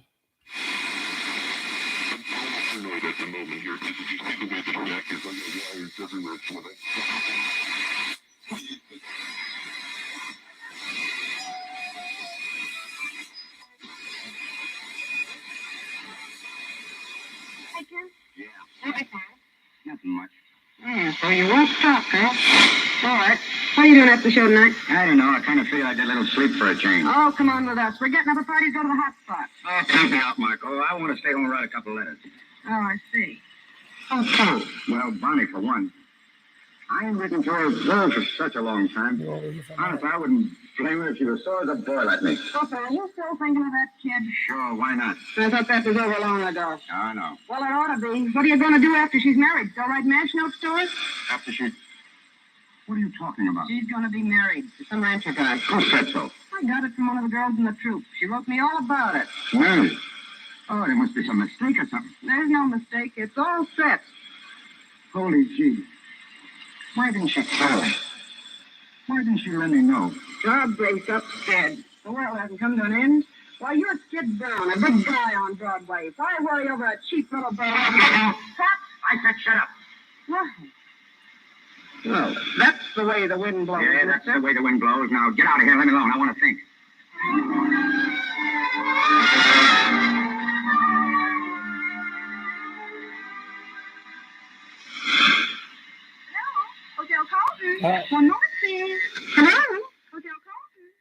So right now the noise is not that bad. It's just going through some of the bands. You can hear a little bit, but not that bad actually. Wow. Hello, operator. This is room 707. Did you get that number? Oh, thank you. Hello? Hello, Winter Garden? Where's the I'd like to speak to Skid Brown. where's the pigtail I can yes, show? I know the one. Is it there, Bonnie? They're gonna look. I hope they don't. I'm gonna hook up the MFET to the SDR so you can hear it. Skid? This is Bonnie. Yeah, Bonnie. Where am I? Why, in New York, of course. Got in yesterday. Yes? Well, I mean, you're not gonna be able to see it, but last night, Skid. You're right. You were all right. if I can hook it up here directly, it will be better. Let me see if I have an adapter. Actually, let me see if I have an adapter that I can hook it up. All right. I'll see you then. Bye. I don't have a union though. That's the only thing I don't have is a union. What's Harvey gonna say? Harvey knows about it. He's coming too. Yeah, it's gonna be a nice party. Yeah, I can see that. Yeah, let me see. You gotta go through my case of adapters. Hey, buddy. Hello, Skid. Step right in, Bonnie, to meet Bonnie Smith, the greatest little trooper in the business. Hello, Bonnie. Oh. I didn't expect to see you. Hey, I do have one. Wow, I can do this. So you're gonna hear the MFET right now on the Yasu. and breathe. Be like old I have this one. Wait a minute, where's Jerry? Well, I want you to meet the graceful song. So I'm gonna hook it up. Get over at that piano, Jerry, and show him what's what. Okay, I want to turn it off for a minute. Okay, so I'm gonna take this guy. Oh, I got this. I think it's I'm gonna have to move it over here. Let me see it. Oh yeah, I didn't know I had this one. It's gonna be close. Okay, this is tight. Okay, yeah, I got it. You're gonna hit the MFET right now with the Yaesu. So here we go.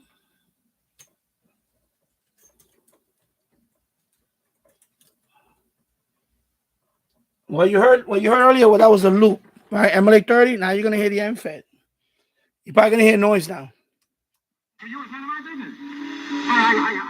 That's the MFET. You have me and how many others? I got tired of being lost. Are you still with that locker game or is she closer? You can hear the drift though. I came here when you asked me to. I'm sick. I got to see you. I try to tell you the work, so what do? You start riding it. I suppose you couldn't come alone. What was you afraid I'd do to you? Well, you wouldn't have me shake these guys, would you? They've been with me ever since last night. Yeah, I suppose you're the king of the nightclubs now. Yeah, that's me. I'm giving all the little girls a great big hand. The MFET. Now the MFET right there. MFET hooked up to this SMA, because that's what I have hooked up to the Yaesu right now. I have this SMA. So the MFET is hooked up. So right now, the MFET is hooked up to the Yaesu. Okay. I was gonna wait till I get picked, but I got the adapter. I had to all this time. I didn't think I had the adapter because I bought a whole bunch of different adapters and I have them in this case. So I have all these adapters. So I had that adapter all this time. I'm like, man, I struck pay dirt. Glenn Dansler, I had a friend drop by while you mentioned alligator clips. He laughed, as in South Carolina we have gators in our farm ponds. Okay. Glenn Dansler. We stay clear of ponds as we are both 70 and kept. Yeah, I can only imagine. Oh my God, I saw a video the other day. You mentioned alligator. I saw a video the other day. This alligator was trying to attack this man in his yard. And the man beat him off with what did he beat him off with? I think he had like an oar. Was it an oar? Like one of those for the canoes? He stood up to the alligator. The alligator lunged at him. It was in a backyard. I think it was in Florida. It was in a backyard. The alligator, big alligator. He charging toward the man in the yard. The man beat him off with a I think it was an oar. It was a big stick. He clunked him. Boom, boom. Alligator started running away. He stood up to him. And he's an old guy, like probably in his 70s, 80s. He could tell the old guy. He's like, get up. He cursed at him. I forgot what he said. Bink, bink. And the alligator ran back in the woods. He didn't take no shorts. He went after the alligator. He could have ran in the house. He said, no. Boom, boom. Clunked him. Hey, mister, I wouldn't have spoken about that if you had it. The way of speaking on your successor. You see how you hear the drift? That's the end frame. That doesn't happen with the loop that often. But that's just strong signal like this one. Why wouldn't I be glad to know that fucking thing get over here without me? And what I'm saying is, why can't we be kidding about it? Why can't we have a wedding like played with Step and Ginger? And why I said I'd be giving the bride away? Stop it, kid! Why I stop it? Who's got a better right to be giving the bride away? It's so to do with feeling. Why do people get so... Let me try.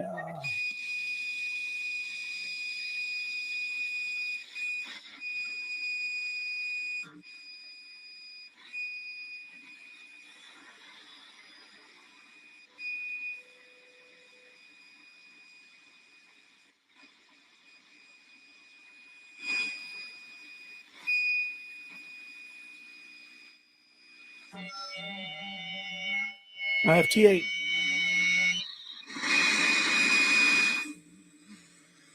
Oh. Okay. Let me try. high into the wilderness. Some very interesting things came out in my study of the historians. One of the historians, That sounds good. ecclesiastical historian, said that he believed You can hear the, two wings of the when you hear that great drifting, eagle I think that's the end-fed. That's Rome. The symbol of Rome was the Let me see. screaming eagle. Very interesting, isn't it? And the Apostle Paul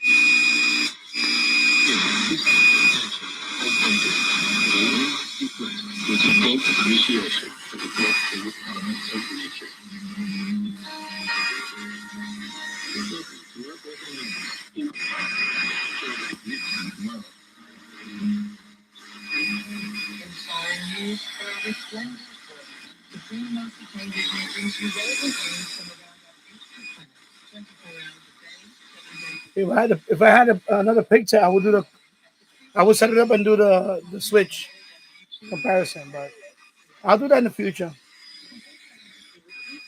But that's the end fed.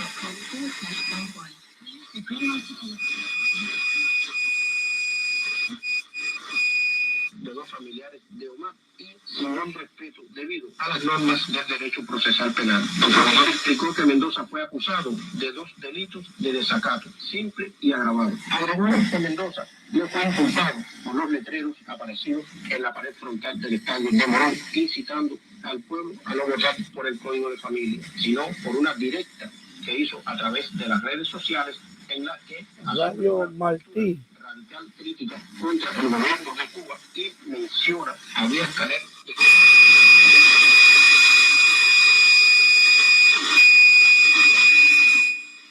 Ha tenido dos ocasiones muy claras en el Unión Deportiva Ibiza, un remate de Goldar al larguero y luego otro remate de Martín que ha detenido a ese riesgo, pero de momento no consigue igualar la contienda en el equipo que entrena Juan Antonio Anquela. Así que de momento está ganando el Lega en Ibiza. Recuerdo que antes Spain. ha ganado el Burgos 0-2 en Gran Canaria. Radio Exterior. Yes, I think it's like 40 over. Hey. Con Ferradina 1, Huesca 0 y Zaragoza 0, Andorra 2. Volvemos a la República Checa. Tramo final, últimos 9 minutos, más lo que añadan en el Pilsen 2, Barça 3. En efecto, camino del minuto 37 de juego con este 2-4 favorable al Barça. Que 2-4, había un gol correcto. 2-4, marcado el último gol. Pablo Torre, que lo ha hecho todo. Esto significa que el Victoria Pilsen hace récord negativo en la historia porque es el equipo que más goles ha encajado en una fase de grupos en 24 Alright, so let's see what else. Una media de hay una cosa que siempre...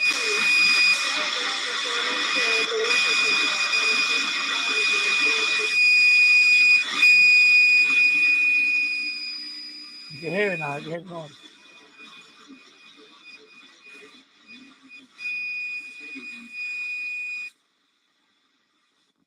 There's there. You hear that? Wow. Trataron de calmar a la gente, pero no hay internet, no hay conexión, está pasando algo con la conexión, ¿no? Y después de 2 horas y media, como a las 11 de la mañana, dijeron de que ya habían arreglado el tema de la conexión y que iban a atender a la gente que quería hacer prórroga de pasaporte. Y yo era... You can hear the NFL is good. So you look coming strong. Habían como 10 personas y detrás de mí habían como 10 personas más. Nos pasaron a todos a la oficina, al local adentro. But you can hear the noise. I mean, I don't know if you can hear it, but I can hear it. En el laguito y en el ducto de pasaporte es poco probable que hayan comido. Now with the loop, that would have been the signal would have been lower, but the noise would have been a lot lower because it would have nulled it out a little bit. But unfortunately, the end-fed you can't, it's just there. So you pick up whatever, it just. But you definitely the signal is well, and the noise is a little strong, but. Les habla Jordan Marrero Huerta, presidente del Partido Demócrata Cristiano desde la provincia de Camagüey, Cuba. Cuba, Camagüey, lunes 31 de octubre del 2022. Denuncio. El prisionero político y manifestante del 11 de julio del 2022, Ángel Jesús Vélez Marcano, de 27 años. And I think the Yesu, this Yesu, I think it drifts. I think it has a little drift. I see it. It's kind of, sometimes the frequency changes. So I know the Yesu drifts too. La Barraquita, donde fue víctima de una requisa el día 18 de octubre del mes en curso, cuando de repente un grupo de uniformados entró violentamente en el campamento y en la requisa le confiscaron unas fotos y otros objetos personales. En estos momentos, Jesús Vélez Marcano se encuentra en una celda de castigo apropiada, privado de sus pertenencias personales y viviendo en condiciones infrahumanas. Vélez Marcano está privado de su derecho a de hipertensión. El único delito para tales torturas ha sido las reiteradas denuncias formuladas por Ailén Marcano Favelo, madre del prisionero Ángel Jesús.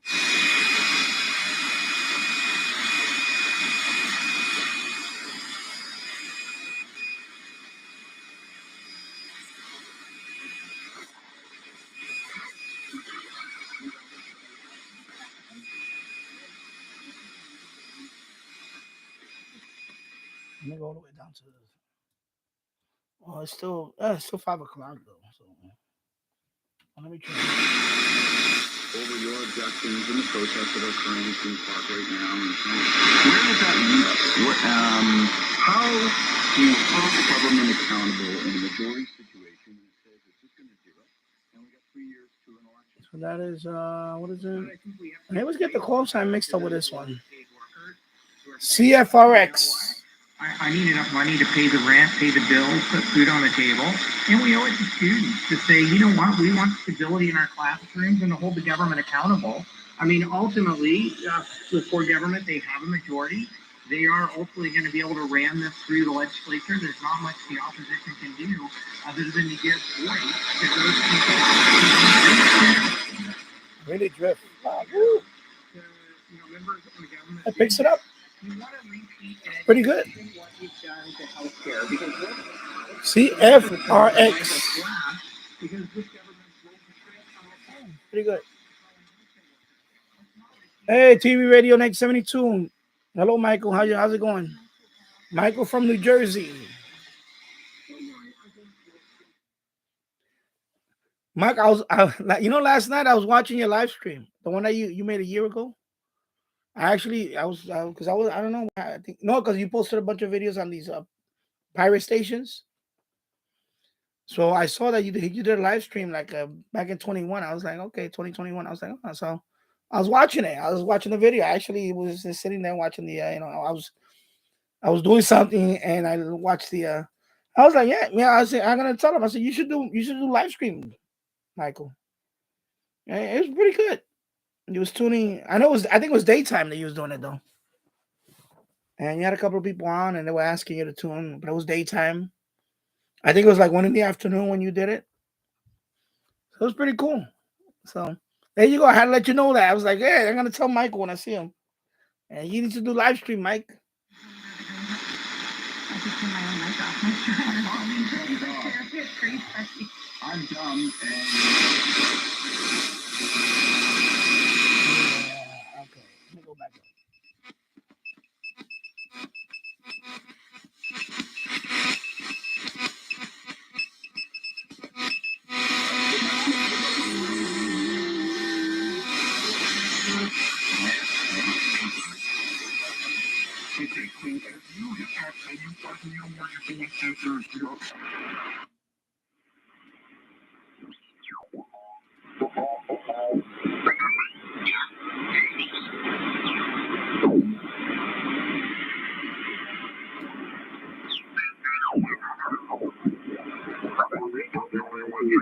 Well, and then there's like auto restart audio engine, and then there's like eject cassette. But right underneath that is load settings, and the load settings on startup. And when you look at load settings on startup, it actually shows you which XML file it's loading. And if you don't probably select anything there, I think TV Radio 1972. I still have one more SW Pirate video to post. Okay, yeah, because you posted quite a few of them. I was like, wow, I had a whole bunch of them. Yeah, so when I was watching that video, I saw one. It came up right there. I don't know. I forgot what it was. Anyway, I saw that you did a live stream back in 2021. I'm like, okay, let me watch this. Oh, it's pretty cool. So I was gonna tell. I said, yeah, you should do that. That would be cool. With the radio, with the radio deal. What was the radio you had? The Eton. I forgot the model of it. I think it's the executive. It was pretty cool. Load that file, that configuration. 110% correct.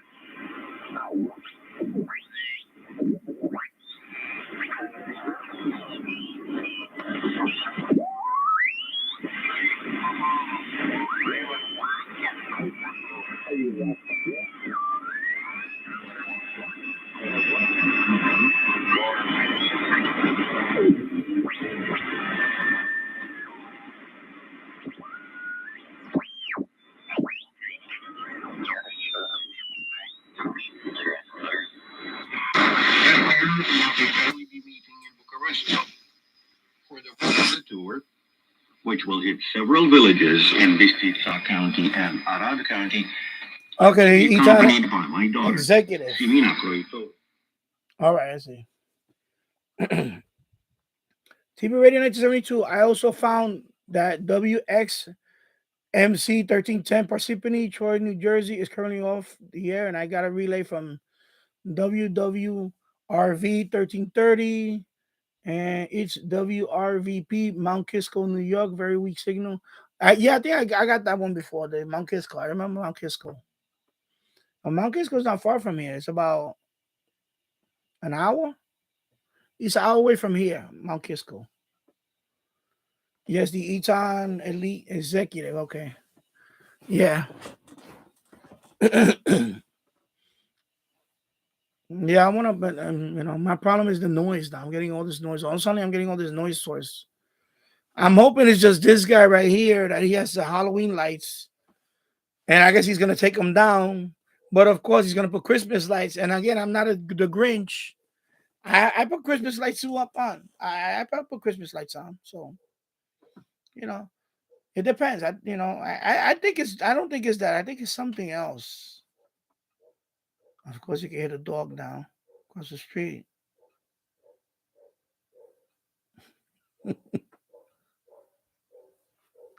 But yeah, I am TV Radio 1972. I am about 30 miles away from the WRVP transmitter. Okay. Parsippany. Oh, okay. I know where you at. Yeah, so because I have a sister-in-law that lives in Sparta. She lives in Sparta, New Jersey. So Parsippany, I know where's that at. Okay, that's going west. Jersey. When I'm going into Jersey, that's going west.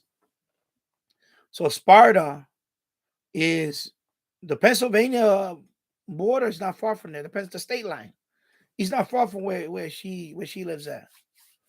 Man, I haven't been there in years. I liked that spot. That was a nice spot. When I went to Sparta, I picked up like 3 Cuban stations from the base from her home. Because she has a big home. Oh my God, the house is huge. They have a big house. Because Sparta is not is very expensive to live there. So of course her and her husband, they both computer programmers. They work for the Army, for the U.S. Army. There's an Army base there, I guess. I forgot what it is. By Parsippany. I know there's an Army base somewhere over there. There's an Army base.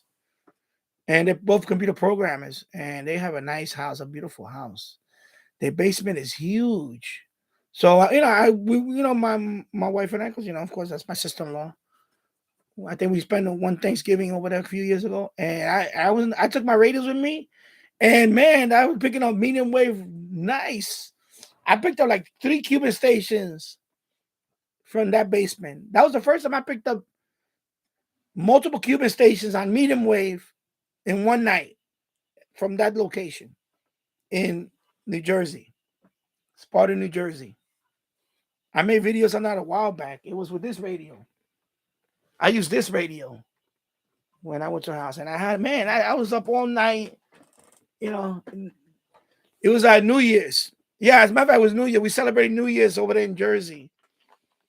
And we went through Parsippany. We went through there. Parsippany, there's Italian, Indian restaurant by Parsippany.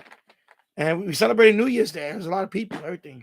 So when we came back home to her house, I was up all night just listening with this radio. I was up all night, even though I had a couple of drinks. I was up all night listening to this radio. DXing, I was like, man, this is a nice spot. There's a nice spot. It's very quiet.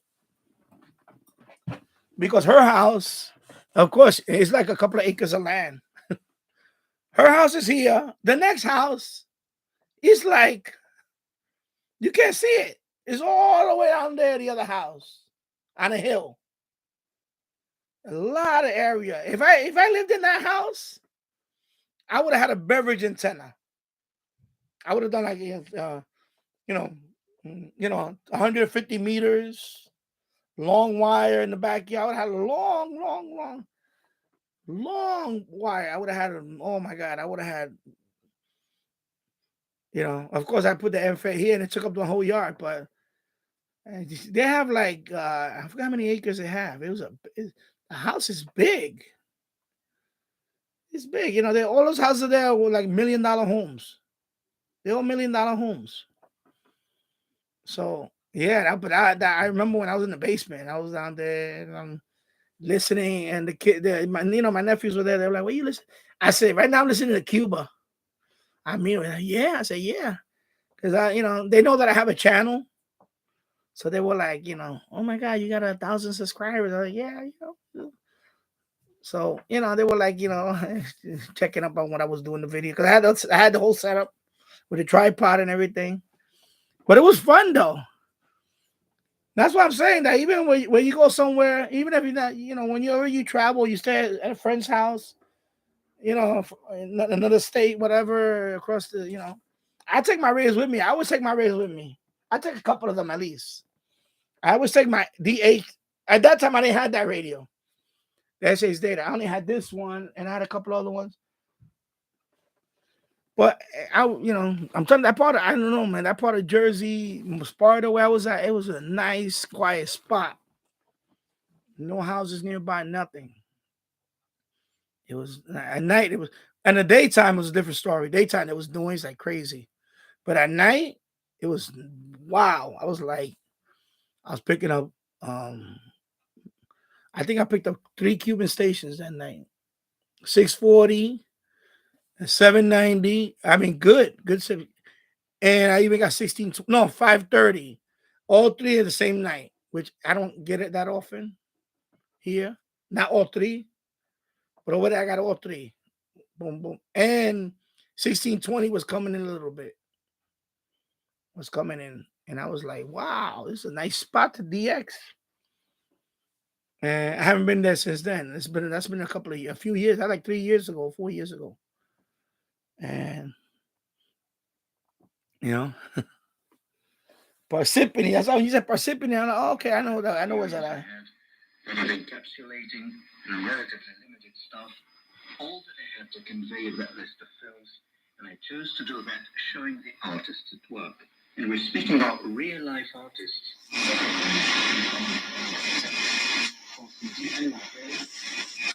No correspondence in real life. I did not make that difference precisely because I wanted to show the artists at work with everything related to their feelings, to their impulses, all right, their technique. So that's the MFET on shortwave. It works well, but now we're gonna try something different. I'm gonna hook up the MFET to this box, and I'm gonna put the scanner on. Cause I said earlier, the MFET picked up the airband, it picked up weather, and I even picked up the police band with the MFET. Okay, so we're gonna hook it up right now. I'm gonna hook up the MFET to the if I can. I don't know if I could. I don't think it's gonna be able to reach. I got a chance here. Let me see. I'm gonna try it. because I'm an SDR, I picked up those stations. So let's see. I'm gonna put that in there. It's kind of rigid though. Oh my god, I really gotta.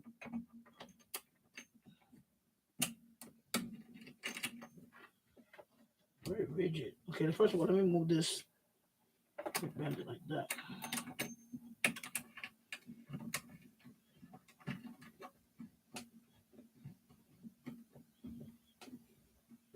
Let me see. Okay. All right. I'm gonna hook up. I'm gonna first turn on the scanner because I got it hooked up to the. Let me see. Scanner. Okay, here we go. Because the scanner's the easiest one. I can change the bands easy. This one I'm learning. The other one I'm. Oh my god! I took just to even go to different bands there. Okay, I'm gonna start with. Let me start with the weather. Mostly cloudy. Highs in the lower 70s. That's the NFAD. Lows in the upper 50s. Monday and Monday night, partly cloudy.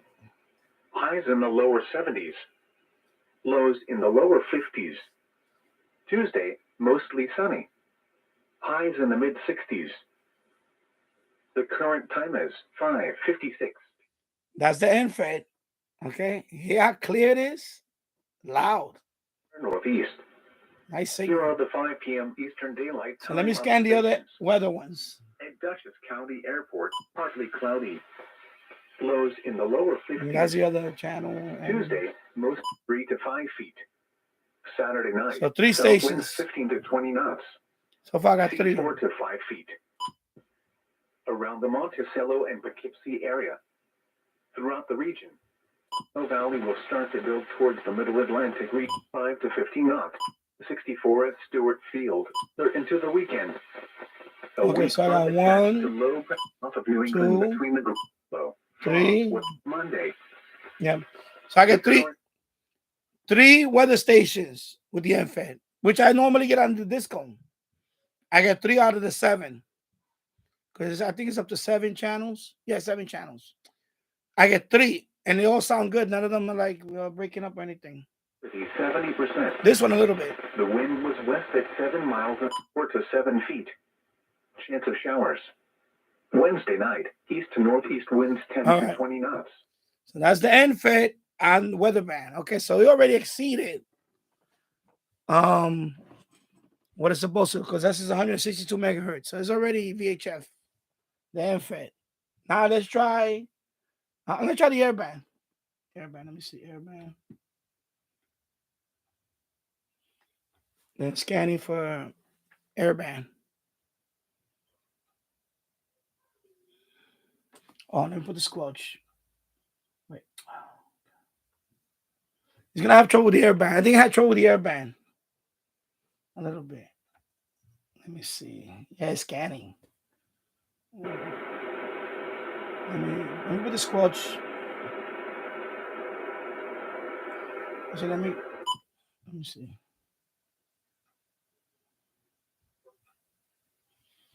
Yeah. Bobby, I can only just pick up my local. My weather? Well, these 3 are pretty much local. One is here in New York. One is in Rockefeller Center, I think. The other one, I forgot what the other one. This one. Anyway, I get 3 channels out of that's what I normally get. So the NFAD for weather. Okay. So the NFAD for weather, it picks it up. The airband is having trouble right now. For 2 reasons. I think one, because it's getting dark outside. But it picks up. Let me see. Let me. My squelch is too high, I think. That's what, let me see.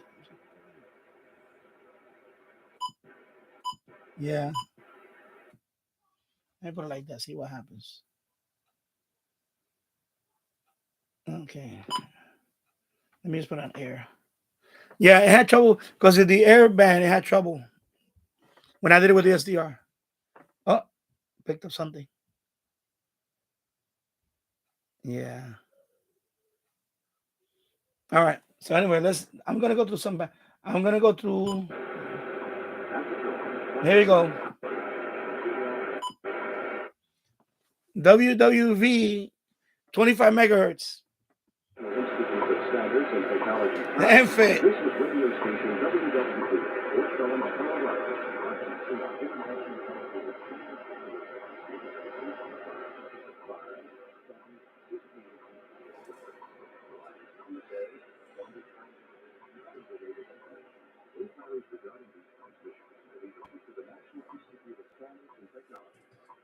Now I got the MFET. Sorry. The MFET is hooked up to the switch. Right? So this is all my scanner. Other scanner, CB. Okay? That's the MFET.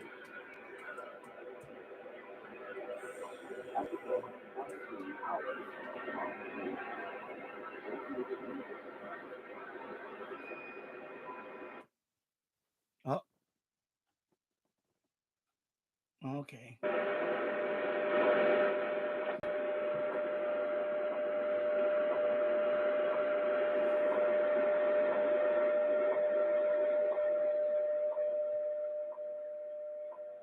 Impressive. So the MFET is working very well. It's working good. I'm impressed. I'm impressed. I'm telling you. I'm telling you, because it's a lot higher now than it was before when I had it this way. Man, wow. 25 megahertz.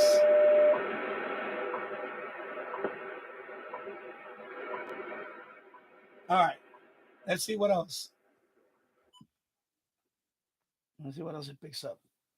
So I'm scanning 25 to 28 megahertz.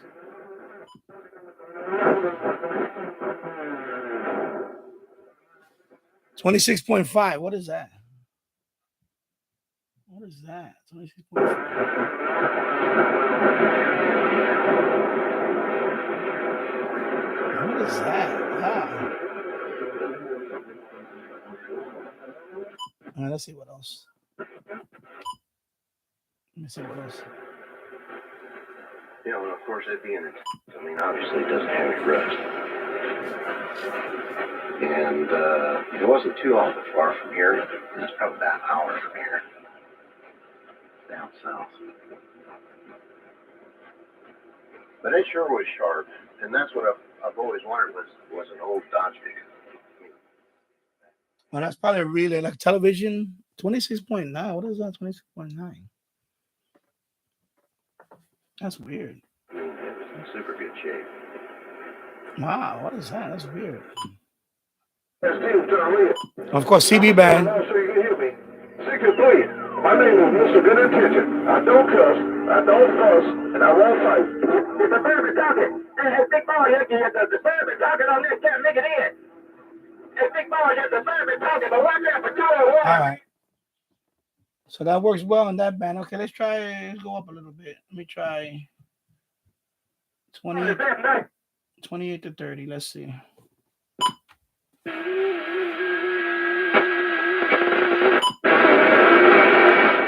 All right, that's FT8. All right, that's FT8. Okay.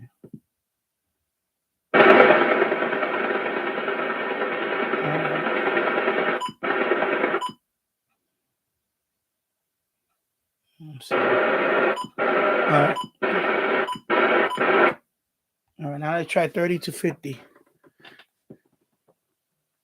30 to 50 megahertz. Let's see what this thing will pick up. All right, nothing there. It's just, let's see. I'm impressed with it. I'm telling you. Wow.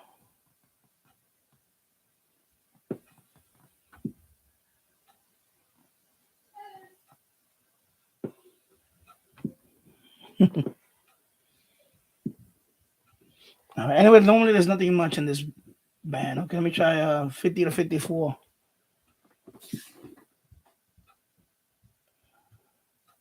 Not gonna pick up anything here anyway. It normally doesn't pick up anything that this cone won't pick up.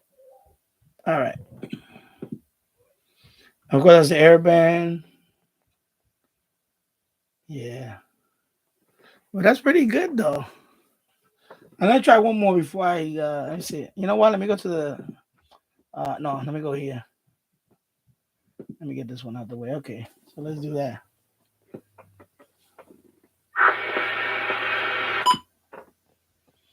Police 154.815.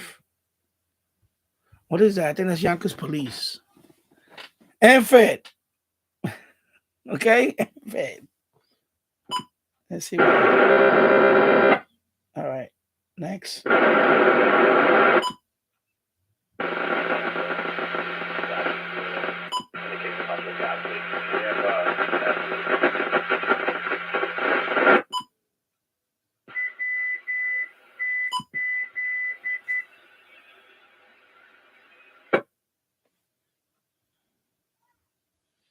Like I said, people say, well, it's not tuned for that, but if you put a hunk of metal high enough, you'll pick up a lot more than what you normally will pick up.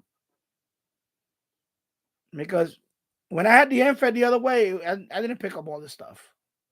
No way. Man, that's impressive. I gotta say. Let's see what else. Okay, got that stage. That's another. Oh, here we go. 453 megahertz. Police. NYPD, I guess. Right now, I have it on hold because I heard something. There you go. 607.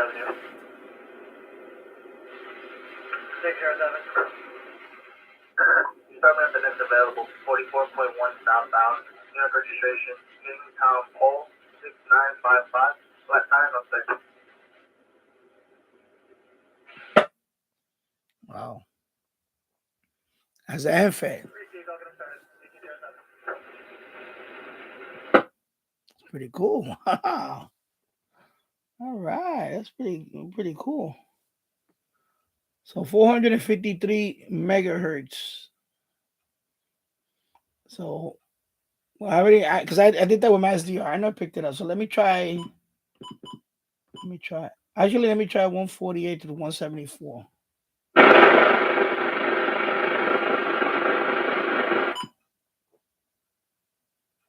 And that's why 148 was what's this?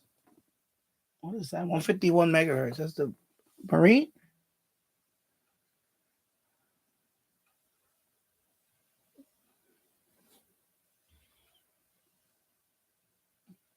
All right, come on.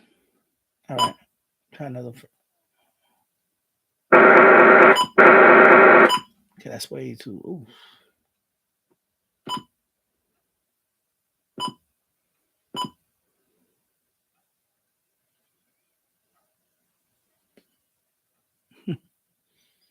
All right, let me try another band. Let me go up a little. 460, 420. I already tried that. Okay. Let me go to 806.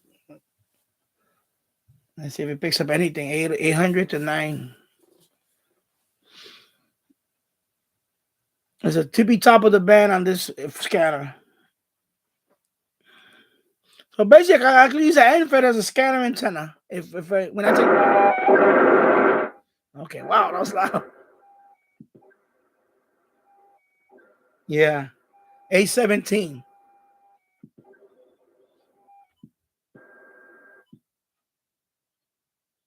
But a lot of that stuff is trunk. I looked it up. That's all trunk. But the fact that it picks it up, that's pretty cool. Yeah, 855. Okay. So the proof is in the pudding right there. 856.9.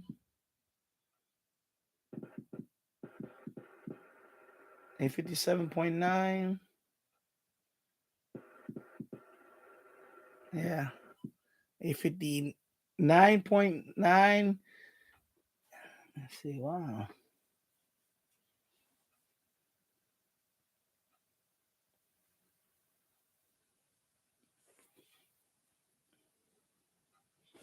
Let me see what this one, the other radio, this radio's hooked up to.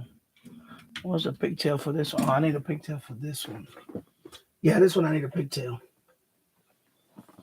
Okay, I'm gonna find a pigtail for this one. Wow. 900 is not gonna pick up. I don't pick up anything. I don't think I ever picked it. Even with the disco, I don't think. Only ADSB at 1 gigahertz. This radio doesn't even go that high. And this kind of only goes up to 950 something. I forgot what's the last 956.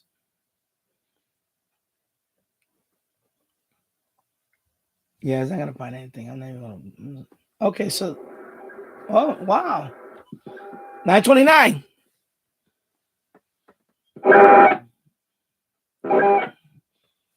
929 megahertz. That's probably what? My trunk? Bobby, you know what this is, right? 929, 930 megahertz. When normally that when you hear that noise, that's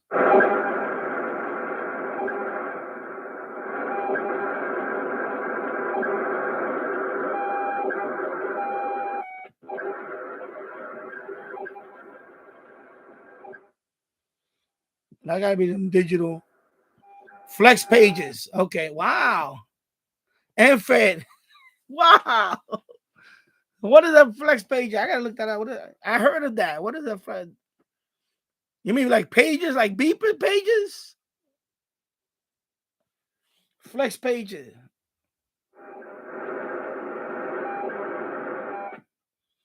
So 929.6125. My disco can pick that up, but not like this. This picking up more.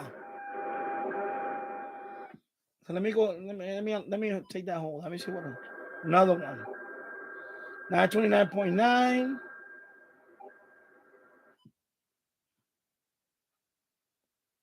929.9. Wow. 935.4. Okay.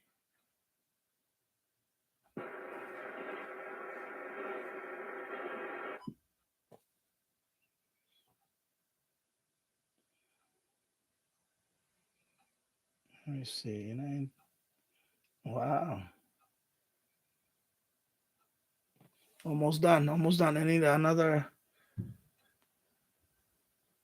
He's at 946 megahertz. Going to the tippy top of the scanner. And the F is still picking up stuff. 953, 954. Yeah, okay, that's it. 806. Okay. Man, that's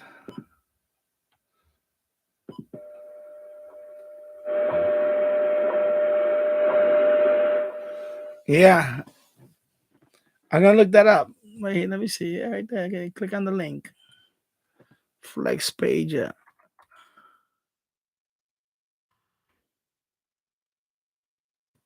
I see flex page and frequencies, flex page.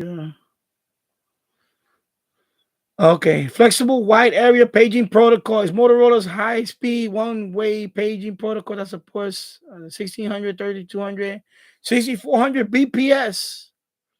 And then you got the frequencies, frequency range. Mode is narrow FM. Modulation is FSK, 4 FSK. Okay. Oh, interesting. Wow. So that MFET picks that up.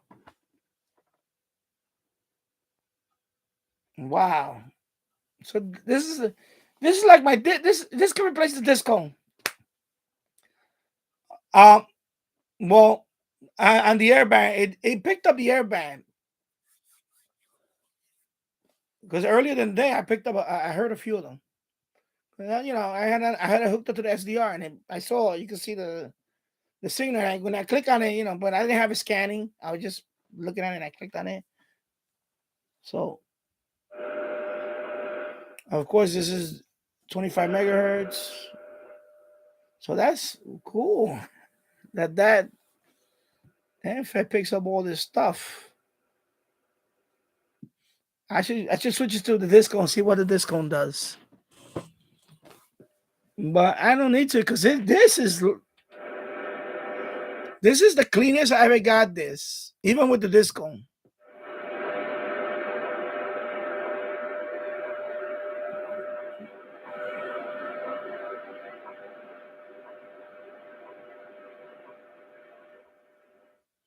Interesting.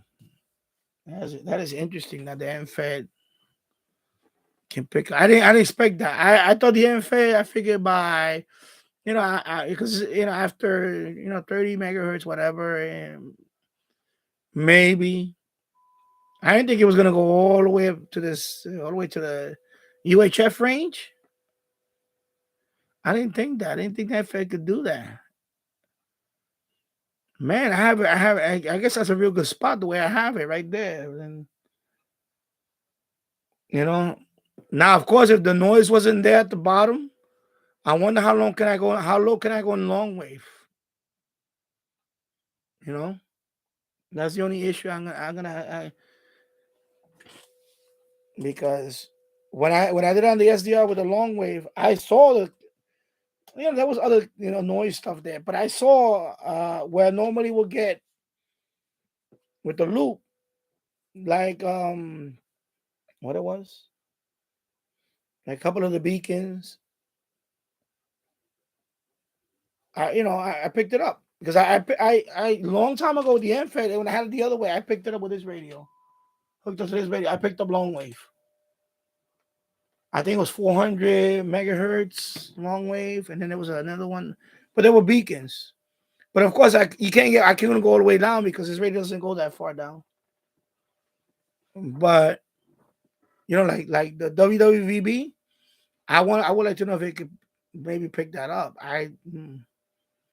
But right now I can't because the noise. It's too much noise down there. But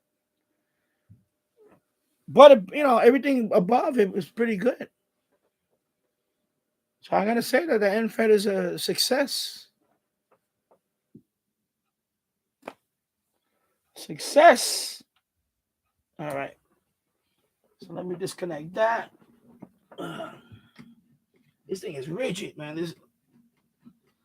This LMR 400.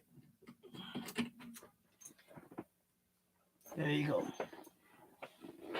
All right. So let me hook up the. Actually, no one. Let me just turn it off. Oh, that's a speaker. Man, the speaker's gonna turn itself off. Okay. So where's the disco? Let me put the disco back over here. Yeah, so well, you guys heard it. The NFET is a pretty good wideband antenna right now. So I think when I take down the disco temporarily, I'm not gonna miss it that much because this one can basically keep up with the disco. Because I plan to take the disco down too, and because I'm gonna rearrange everything up there. I'm probably gonna wait till the spring now because I don't know, early spring. But I'm gonna take them down and have a TV antenna over here in the front, and then the disco is probably gonna be by the chimney. And of course, I want to put the CB, the 102-inch CB width. But at this point, I may use the NFET for the CB too. Transmit on CB. I might use the NFET. I may use it, of course, with a I don't know, man. I may do that. I don't know.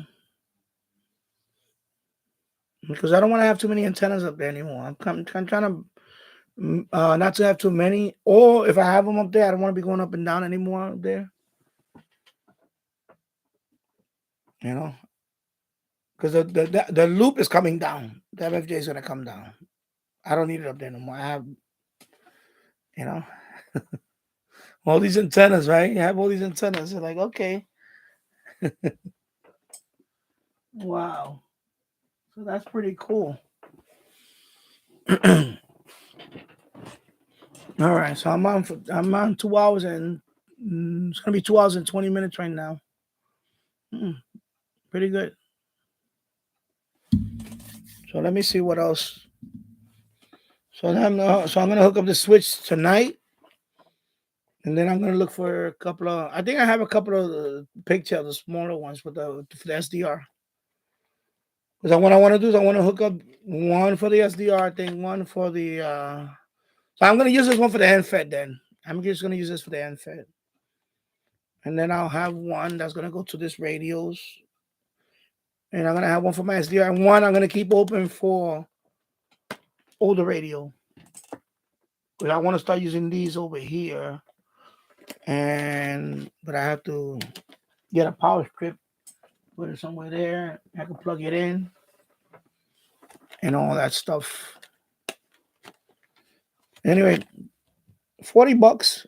That's a good price for these. These things normally go for a lot more. So I'll put the link in the description. And did I put the link on this earlier in the Yeah, I did. I put it earlier in the chat. But anyway, in the description, I'm gonna put the link for this. The NFET, I have bought the NFET from eBay. I bought that NFET, was it 4 years ago? Could have been, no, I think it's 5 years. It's 5 years ago now. 5 years ago, excuse me. It was a ham that makes them. He was selling them on eBay. And the reason why I bought that one is because that one had that one had 82 feet of wire. Because a lot of NFETs, they like 60 feet of wire. Most of them are, especially the, when you want to go all the way down to 160 meters. This one was 82 feet, and I don't know, that just stuck me. I said, oh, wow, that's longer than the ones normally that people sell. So I said, you know what, I'm buying this one. And the price was good. I think I paid $59. He was selling them for, I think, $59.99 or something like that. So, but I can't find that seller anymore. I looked to see if I could find that seller. I have the paper for it. I'll be right back. Let me go get it. I have it right here. I have the paper that came in. Let me see if I said something on the paper.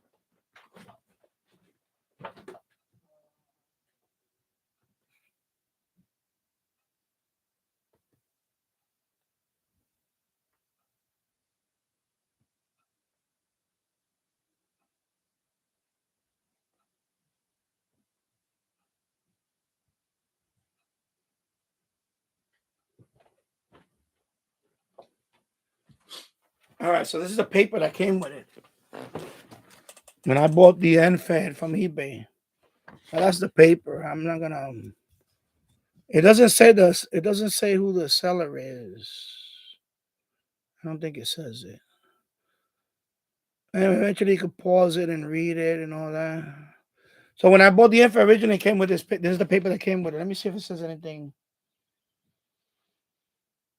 Yeah, it just says counterpoise is not required. The NFET can be mounted vertically, horizontally, inverted L, or a slope. So that's what I chose. I chose the slope. I thought about the inverted L, but I didn't really want the wire rubbing against the tree at all. So I didn't want all that. So that's why I went with the sloper. And actually, it turned out to be a good thing now because, of course, common sense stuff. Make sure that no person or animal comes in contact with the wire during transmitting. That's, of course, we all know that. If you're transmitting, don't touch the wire. Or hopefully anybody else won't touch the wire. And of course, like I said, it's 200 watt. That's the maximum. Okay, it says right there, do not exceed 200 watts. And of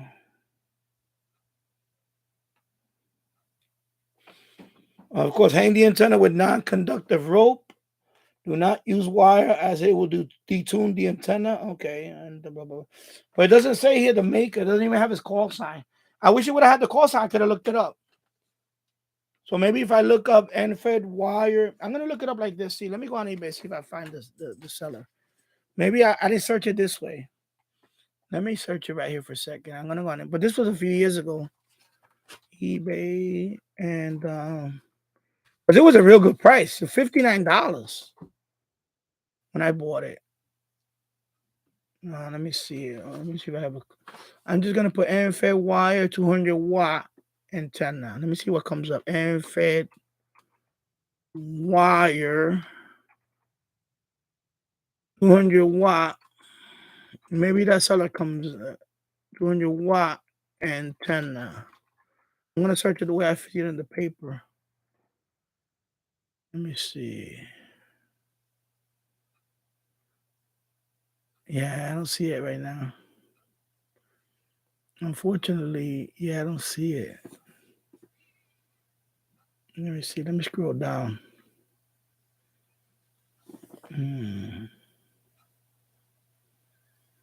Yep. I'm telling you, when I bought that was a good deal.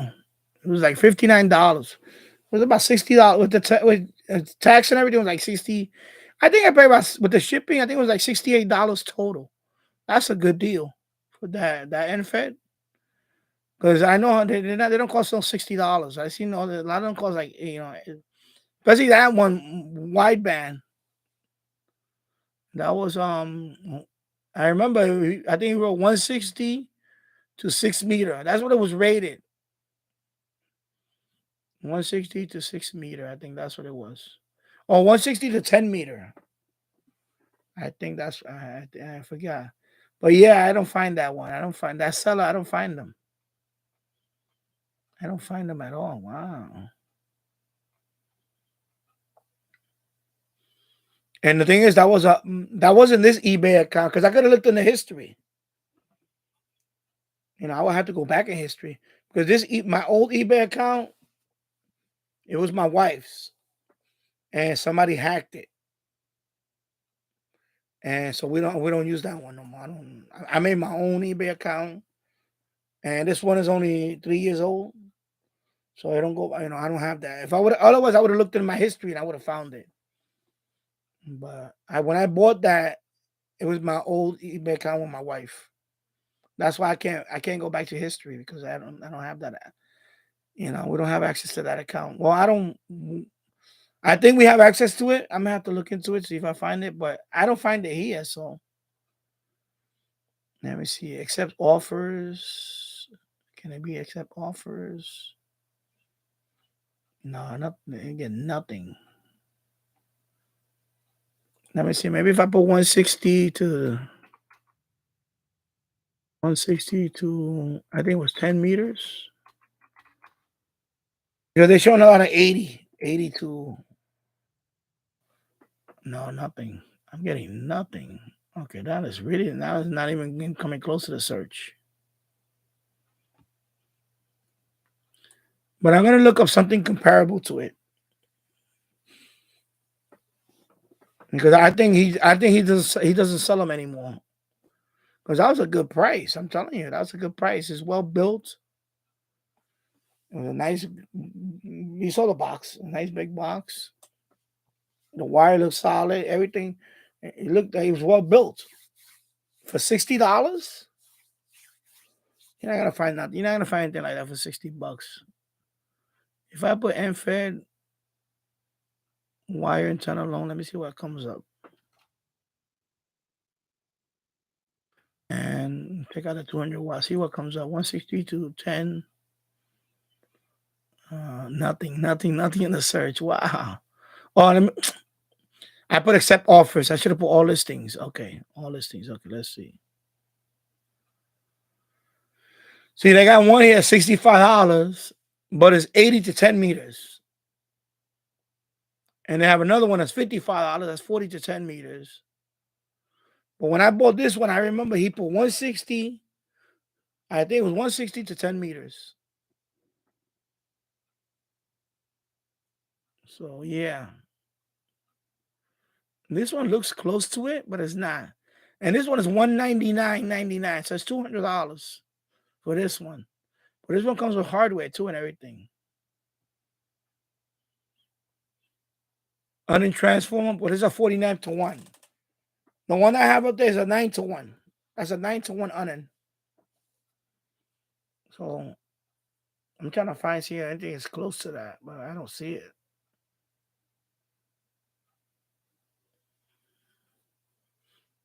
I was looking at that G5RV. I was when I bought this one, I was looking at that one. The G5RV dipole. And I may look into that one if I want to do a dipole. Maybe I'll just get that one. I like that one. The MFJ makes one. 1778. That's their model number. G5RV 10 to 160.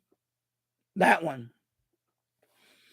94.95. It's a little high though. I seen some cheaper than that.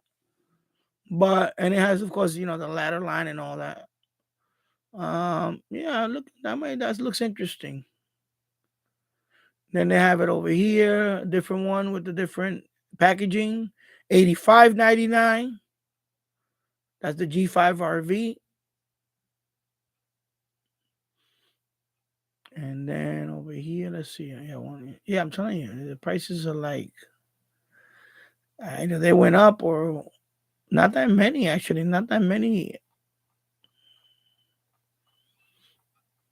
Okay, you know what? Let me go to Amazon. I'm gonna look at Amazon. I don't know. I wouldn't, but let me see. Half wave antenna. And see, they got one that the box. They got one but it's without it's just the box. It looks like it. And it's $21. But that's not it though. That's another. And that's a 49 to 1. Exogeo. I'm trying to pronounce this word. Balance for HF shortwave antenna, 4-band. Let me see. This is 100 watt. Again, 49 to 1. No, that's not the. Yeah.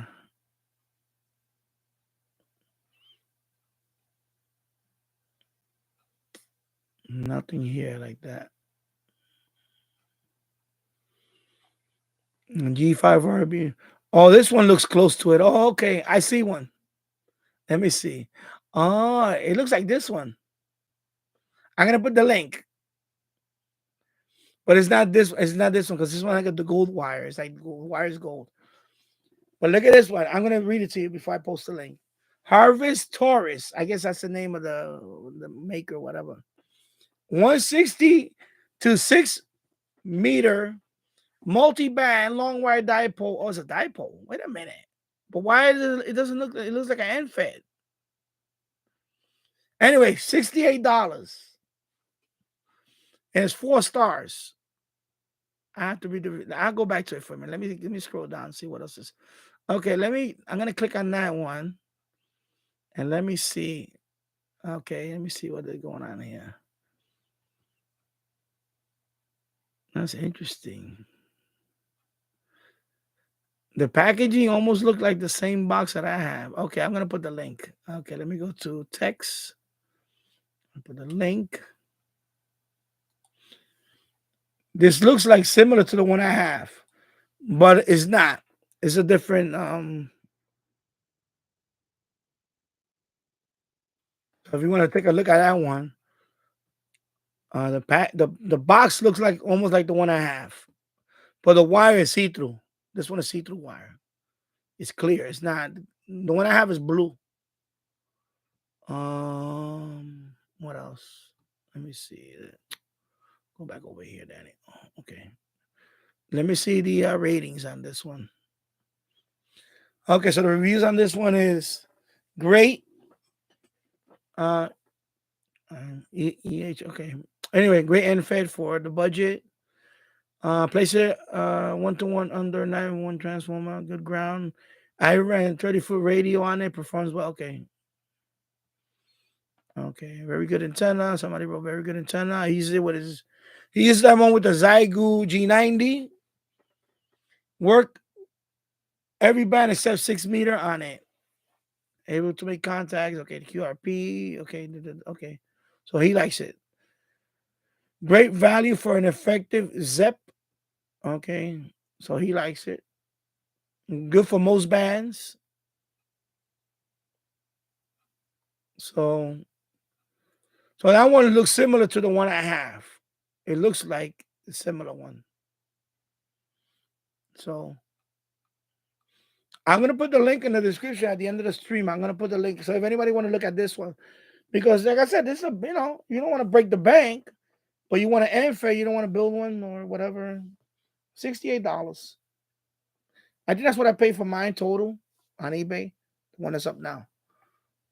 Yeah, because I know they sometimes if you buy them, it's depending where you buy it, it'll break the bank. So that's pretty cool. Pretty interesting that it's pretty cool. So let me search for another. You know what? I'm gonna add that one to my. I'm gonna put that one on my store, my Amazon store. I'm gonna put that MFET. Oh yeah, I'm gonna put. I don't think I have this one on the store. Anyway, I'll look at this as history. Matter of fact, I'm gonna add it to the cart just so I don't lose the place. I'm not gonna buy it. I'm just adding it to the cart so when I come back, I'll remember it. This one. All right, so let me go back and search. Oh, that's pretty cool. So $68 is similar to the one I have. And this MFET. Because you know me, I have to buy it on the cheap. I don't want to break the bank for something like that. And then the pulley, they have the pulley right there. $449. 1 3/4 dipole pulley for use. You can use it for inverted V or loop, long wire end fed. Okay, I'm gonna buy. I'm definitely gonna buy that pulley. So it's metal pulley with the wheel's plastic. Okay, that's pretty cool. And let me see what else. That's the only end fed. I'm looking for another end fed that's similar to that one. I'm looking for another one that's similar, and I don't see any that's. But I'm looking at that G5RV too. I was looking at that before. I know Oxford has that, and he has that in his backyard. He has that G5RV. He loves that one. He say this is a great antenna. The G5RV. Oh, Tom has one too, right? Tom's radio show. He has that. I think he has a G5RV also. Yeah. And let me see what else. I'm looking to see if I see another one similar to that. I mean, I have balance there, so I mean, I can just make my own dipole. I don't really. I'm just looking at it, but I have balance right there. I can just use those. Maybe do it inverted V or something. But I'm just amazed that it picked up VHF, UHF, and pretty good. Like almost like a disco. So that says that antenna is very man, that antenna really resonates well. It's pretty cool. So MLA has an antenna tuner. I didn't know they make antenna tuners. ATU 100 automatic antenna tuner. Okay, I'm gonna put a link there. I want to see what you guys think about this when you see it on the MLA ATU. How many watts? I mean, let me see what. Let me see how much. I mean, okay, but they got the. Wow. For the Yaesu, that'll be interesting. I have to look into this one. I'm gonna put the link anyway so you can see. Antenna tuner. Mala hit ATU 100, 1.8 to 50 megahertz automatic antenna tuner.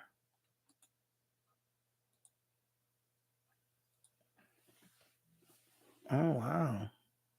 And then let me see the rating on it. Let me see the. Okay, so it's 3. Oh, it's 3.5. Oh, okay. Yeah, 3.5. 3.5. Let me look at answer questions. Already assembled.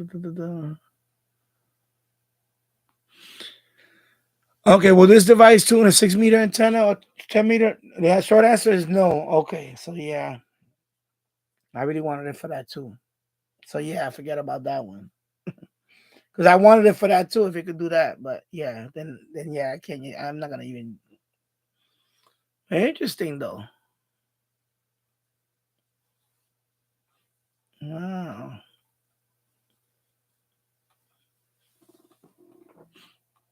Very interesting.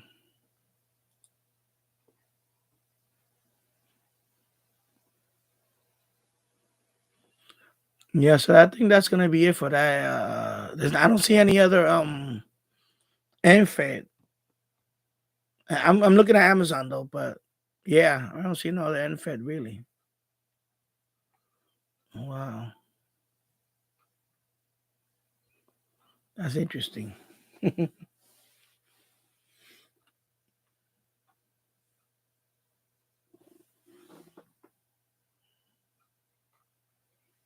Yep. Well, they got one here. You could build it. No, that's not it. That's not. The box looks like it's the same as the NFED, but it's just antenna tuner. Okay, so that's not it. Okay, so yeah, man. So I guess that's the closest one is that $68 one. So let me take this link out. This antenna tuner. Oh, you know what? I'll leave the link in case anybody want to look at it, but I'll leave it. I'll leave it. In case you know. But that one I wouldn't get that one because I want it for 6 meters and 10 meters. So no dice with that one. They don't recommend that for that. Okay. Pretty cool.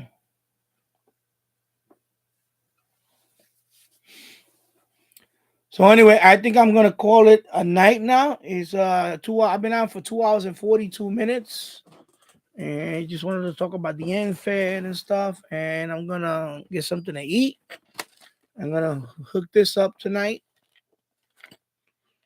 And I need to get the pigtails for this, and then I'm gonna mount it probably over here. I gotta make space for this, but I'm gonna mount it over here somewhere. Yeah. So I think I'm gonna call it a night. And put that there. So thank you everybody for stopping by. I'll be back on Thursday, 4 p.m. Eastern. And thank you, Bobby. And thank you for everybody for stopping by here. And I'll see you soon. Take care. Bye-bye.